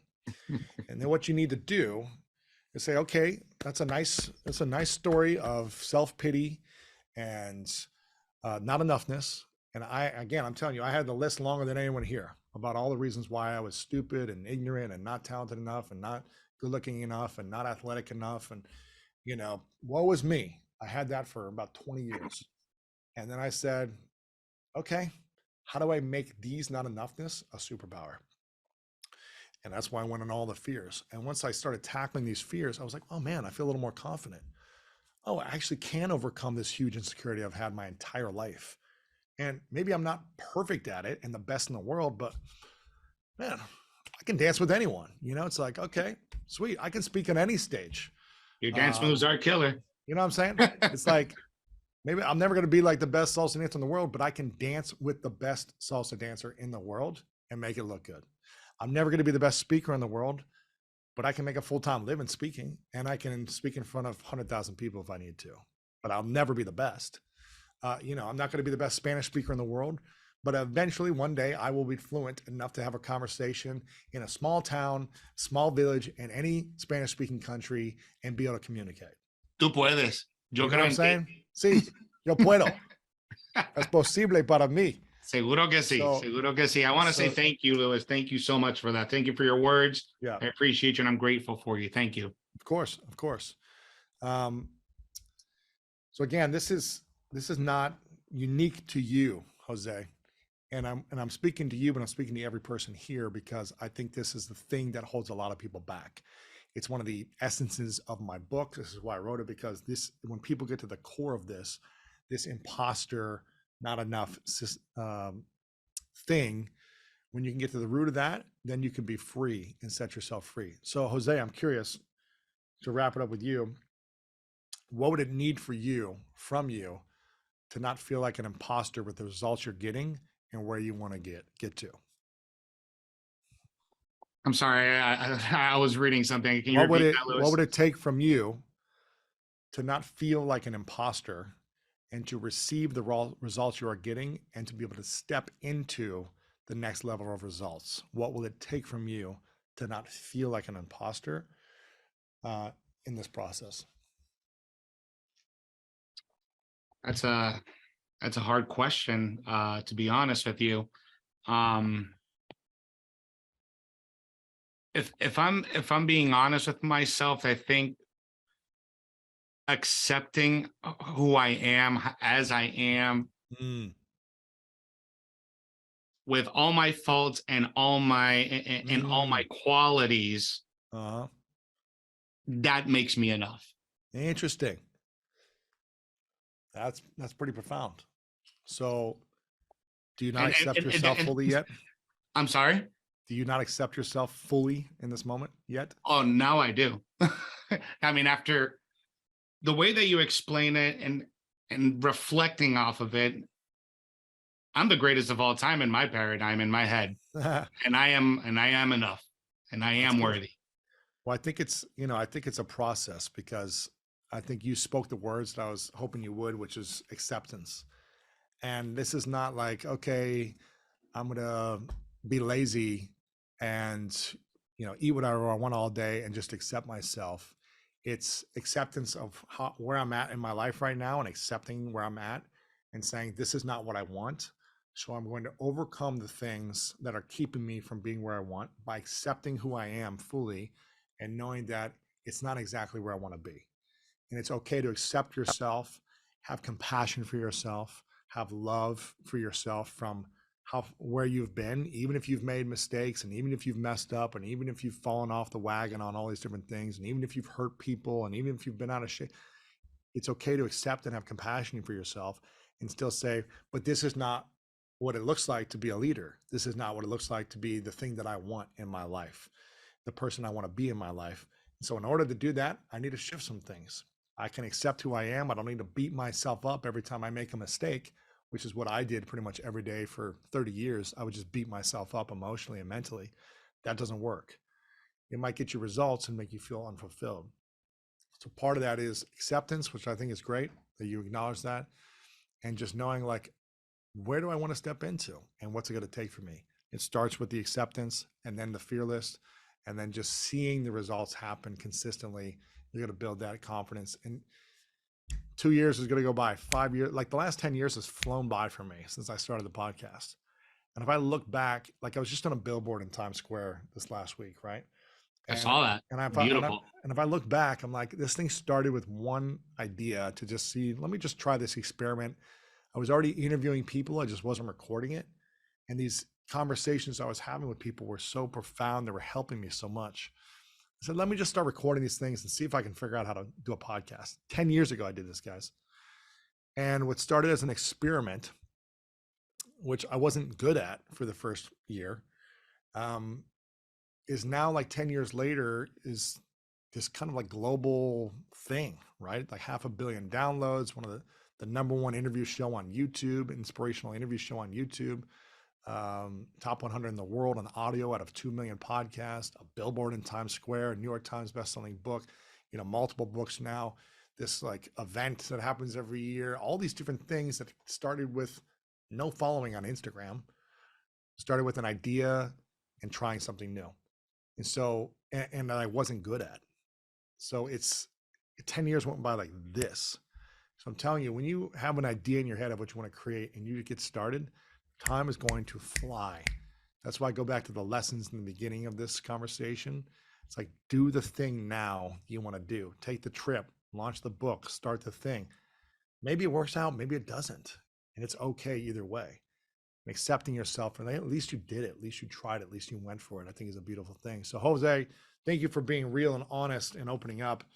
And was that, for anyone else, was it powerful to hear Jose's conversation? Just go type in yes if it was, or, nod your head so we can acknowledge Jose for opening up. Because I think you spoke into what a lot of people are feeling. Maybe their fear isn't judgment, maybe it's, or success, maybe it's failure. But I think that resonated with a lot of people. I'm going to do one final question. Thank you, Louis. You're welcome. One final question. And again, if I didn't get to your question, my goal is to speak to everyone through each question. So let's do one final question. I'm about to lose my voice here after 2.5 hours. I want to make sure I keep delivering without losing my voice. Who's next? What's up, Lewis? Who we got? We got Joseph. You know me from last year, New Haven Food Crew. I can't see. Oh, where are we at here? Let me see on the screen. Okay, Joseph, my man. Oh wait, up in Jersey. You know right? me. Jersey, or where are you at? Connecticut. Connecticut. That's right. Well, I have What my. are you grateful for? Blog, New Haven Food Yes, Crew, remember? I remember, man. All right. What are you grateful for today? I had to put that on a break. I had a health issue, so I had to not eat what I was eating. So I had to take my passion and put it to the side. Yep. You're asking what let me just get. I'm grateful for. Well, I've been grateful for actually a lot of your community. I've been part of the School of Greatness for over a year now. Nice. So I've kind of dove into all of your classes every month. Jamie's been great. So that's been it's just like you're saying, when you're investing more, you want to show up for it. Absolutely. So it's still a great investment. It's not unaffordable. So you feel like it's getting you. I've never done any of this coaching. This is like insane to me. Like, we're kinds of people where we do all this stuff by ourselves. Like, we don't ask for outside help. It's like almost insulting that I have to have someone help me. That's that old school, it's that old school mentality. Who else has that mentality, or is having to overcome that mentality of like asking for support or looking for coaching? Yeah, I mean, we're immigrant family. So like, that's like unheard of. You're not supposed to ask anybody anything. Yeah. So, but yeah, your whole greatness kind of thing has been great. Showing up every month, doing the all the webinars with Jamie. Cool. But my thing is, what's your big question, big challenge? Well, I'm actually signed up for America's Next Top Public Speaker. There's like some contest, so I saw it come through like a TikTok or Instagram, and I was like, you know what? I'm signing up for it. Okay. Like, you're saying, get over your fears. I'm not afraid of talking. It's really not an issue. It's not an issue talking. It's just a matter of, I need to get myself out there now. All right. So what's your big challenge? Well, it's really preparing for a 1-minute speech. So I have to I have 1 minute to say why I should be the next top public speaker. Okay. So you're probably the best guy to ask, since you don't want to do $200,000. You don't want to do those anymore. Here's what the best coach. Fill these slots, Lewis. Here's what the best coaches tend to do. They put the question back on you. Okay. Before they try to give you the answer. So go ahead. If you were giving yourself advice on how to prepare to give the best 1-minute speech in order to be included in this, what would you say to someone else? Wow, that's you're so good at this. It's crazy. What would I say to someone else to get ready for a speech? I would probably say, figure out figure out who you are. Whatever, like you were talking about your values, like your mission based on your values. So I guess I would start off with figuring out my core values are. That would probably be my first advice. Like hearing all the things I've heard today, knowing what you're trying to convey. I mean, I have a lot of great information. I've been helping people as for as long as I can remember. Mhm. Like as a kid, great. How would you coach yourself? How would I Not coach? as a story, but I know you're an inspiring guy. I know all your story, but how you coach yourself? How would I coach myself? I like the idea of starting with your values. If you don't have that yet, get that clear. Yeah, starting with my values. I mean, What would it take from you to prepare to create this 1-minute speech? just carving out some time during the day. Okay, how much time do you need?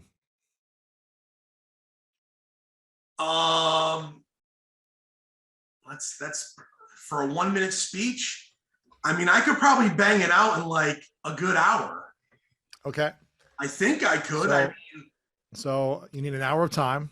Okay. And how much time do you need to prepare to write down what it's going to be, the outline, the story, the hook? Probably a good 5 to 6 hours. Okay, so we got the time down.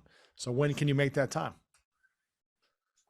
Oh heck, well, here's the thing. Thanksgiving is next week, so I mean we work all the time. So, but Thanksgiving holidays we do try to take off. What day and by when? Okay, what day and by when? I'm supposed to go to New Jersey the Saturday after Thanksgiving, the Friday, Saturday. So why not say Sunday the 27th? Okay, Sunday the 27th, you're going to spend 4 to 6 hours to come up with the concept for the speech. And And then, then when are you going to film the speech? no, I'm actually gonna. Well, there's virtual ones this Saturday, but I want to go in person in New York City. I don't want to do it over virtual. I feel Okay, like me in person would probably be a better great. presence than me doing it on So video. when are you going to go in person? They haven't scheduled that yet, but I'm thinking probably sometime in January. Okay, So cool. I have time. All right. Time to practice, like you were Right. saying. Record yourself.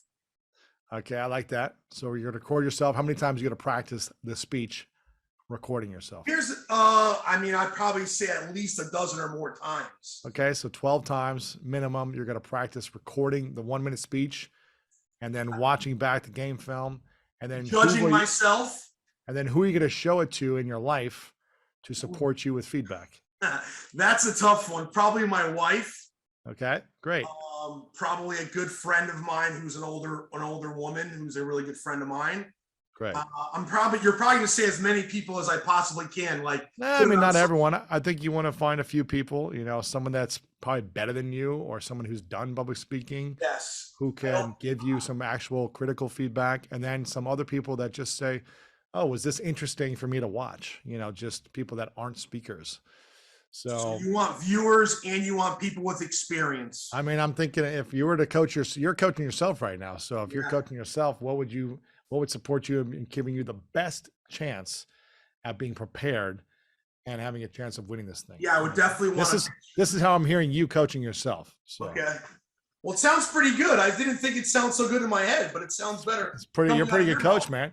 You're a pretty good coach. Sounds pretty good. Well, it's been a long time of, I was just on your call on Wednesday about the last one that Jamie did. And it was like, I'm tired of having no boundaries with people. Yep. Like people walk in, don't care about my time, ask me a question. I give them the best advice. It doesn't mean they always take it, but I'm like, that's like $300 worth of advice I just gave away for free. Well, that's people pleasing in there. You know what I mean? So it's You got to learn to create boundaries. so that's been my big thing. So in terms of getting ready would just be probably, like you said, figure out my mission. What are my values? Doing all the rehearsing and judgment of it. Probably presentation. Am I going to cut my hair? Am I going to shave? Right. Because I'm sure that's all part of the look. I've been learning how You got it, man. You got it. how you should be physically showing yourself. Like You got it. You're going to get all that feedback when you record yourself. You're going to get all that. hands shouldn't be down, hands should be out. You're going to get all that feedback when you record yourself. Okay. So you got it. Yes. You know the time of when you're going to practice. Yes. You know when you're going to go. So you're set up, man. You're good to go. Okay. I wanted to just get that extra kick. I was glad that Jamie put me in because I was like, man, I'm signing up for this thing. I hope I have this one question answered because it's like a huge leap of faith for me. Like, I don't know what's going to happen. Nothing might happen. People might see it. I don't really Well, I'm there's not never nothing is going to happen. And this I'm speaking to everyone here now. one thing So could happen. let's say there's nothing that's never going to happen. When you do this 5 hours of training, when you record yourself, when you have other people look at it, when you put yourself out there and do this virtual or live, let's say it's a complete failure, like your last place. There's nothing that happens. You did something, you overcame something, you prepared for something, you got better at a skill that maybe you're good at, maybe you weren't good at, maybe you don't know, but you failed forward, right? Even if you're last place, if everyone laughs at you, if no one cares, if you get the worst comments ever, that's better than not doing it at all. So you failed forward. You got feedback. Again, as an athlete, I've fallen on my face and been humiliated in front of thousands of people watching games. Does that mean I stop and give up? No. I went on to be an All-American in 2 sports. I went on to be a world record holder in football. I went on to represent the USA national team for 9 years with team handball. And I could have stopped many times with humiliation and failure by getting laughed at and dropping the touchdown pass and all these things so many times. But I got feedback. I learned about what wasn't working. And that feedback supported me by watching game film and repeating, getting better at practice. Then the practice, I had more confidence in the next game, in the next thing. So this is all preparation for something bigger. Whether you win, whether you get last place or somewhere in the middle, it's not for nothing. You're gaining a lot of experience. My first public speech after school was in Toastmasters. It was a 5-minute speech, and it was called The Icebreaker. Has anyone ever done Toastmasters? Just curious if I can. No. So your first speech in Toastmasters, which is a public speaking group, it's a club all around the world, is called the 5-minute Icebreaker. Toastmasters members will know. And it took me 2 weeks to prepare for this. I had a cast on at the time, so I was in a full arm cast from here to here in this position. I had to have a cutoff shirt. I stood behind a podium with my hand up like this in a full arm cast. And I looked down the entire time because I didn't have the courage to look anyone in their eyes. Wow. So I was in this cast like this, and I wrote down word for word my entire speech, and I did not look up once. And I felt humiliated. There's like sweat just pouring out of my armpit here. The cast is smelly. I look like a fool. Everyone's in suits. I'm in a cut off wife beater tank top shirt because the shirt didn't fit over the cast. I'm 24. Everyone's in their 30s and 40s. They're all professionals in suits. I'm a joke. And I show up there and I can't look anyone in the eyes, but I completed it. It could have seemed like a complete failure and humiliation. For me, it was. But for some of them, they were inspired. They were like, here's this young kid who's completely in fear showing up, who looks like a fool, but I respect him for being here in his current condition. He could have waited till the cast was off. He could have waited another year till he was ready, but he wasn't ready. And he showed up to prepare himself to overcome these things. So I gained respect for myself for showing up and not waiting and waiting and waiting, and you start to, and maybe there are people like, man, this guy's really bad. He's got a long way to go. And I did have a long way to go, but that long way is going to be even longer if I wait. So whatever it is, we got to take the actions now and the things we truly want and desire. Otherwise, it's always going to feel like a failure not even trying. So hopefully that answers your question, and I'm excited for you to do that. I want to leave you guys with this. We talked about in the beginning of this, kind of the 3 big things that opened up for you from this last year. And I think it's really important for us to be reflecting all the time. I reflect every night about what opened up for me that day. I reflect at the end of the week, the end of the month. When I do team calls with a team on every Monday, we do a team call. We talk about what opened up over the weekend for people. I think it's really important to constantly be reflecting on what we're learning, what's in the way. So it's a constant part of my habitual process of just daily life. Each one of you that come on with a question, I asked you what you're grateful for. And all of you also shared in the beginning what you were grateful for in the beginning in the chat. That's something I do every day. I wake up in gratitude. I end the day with gratitude.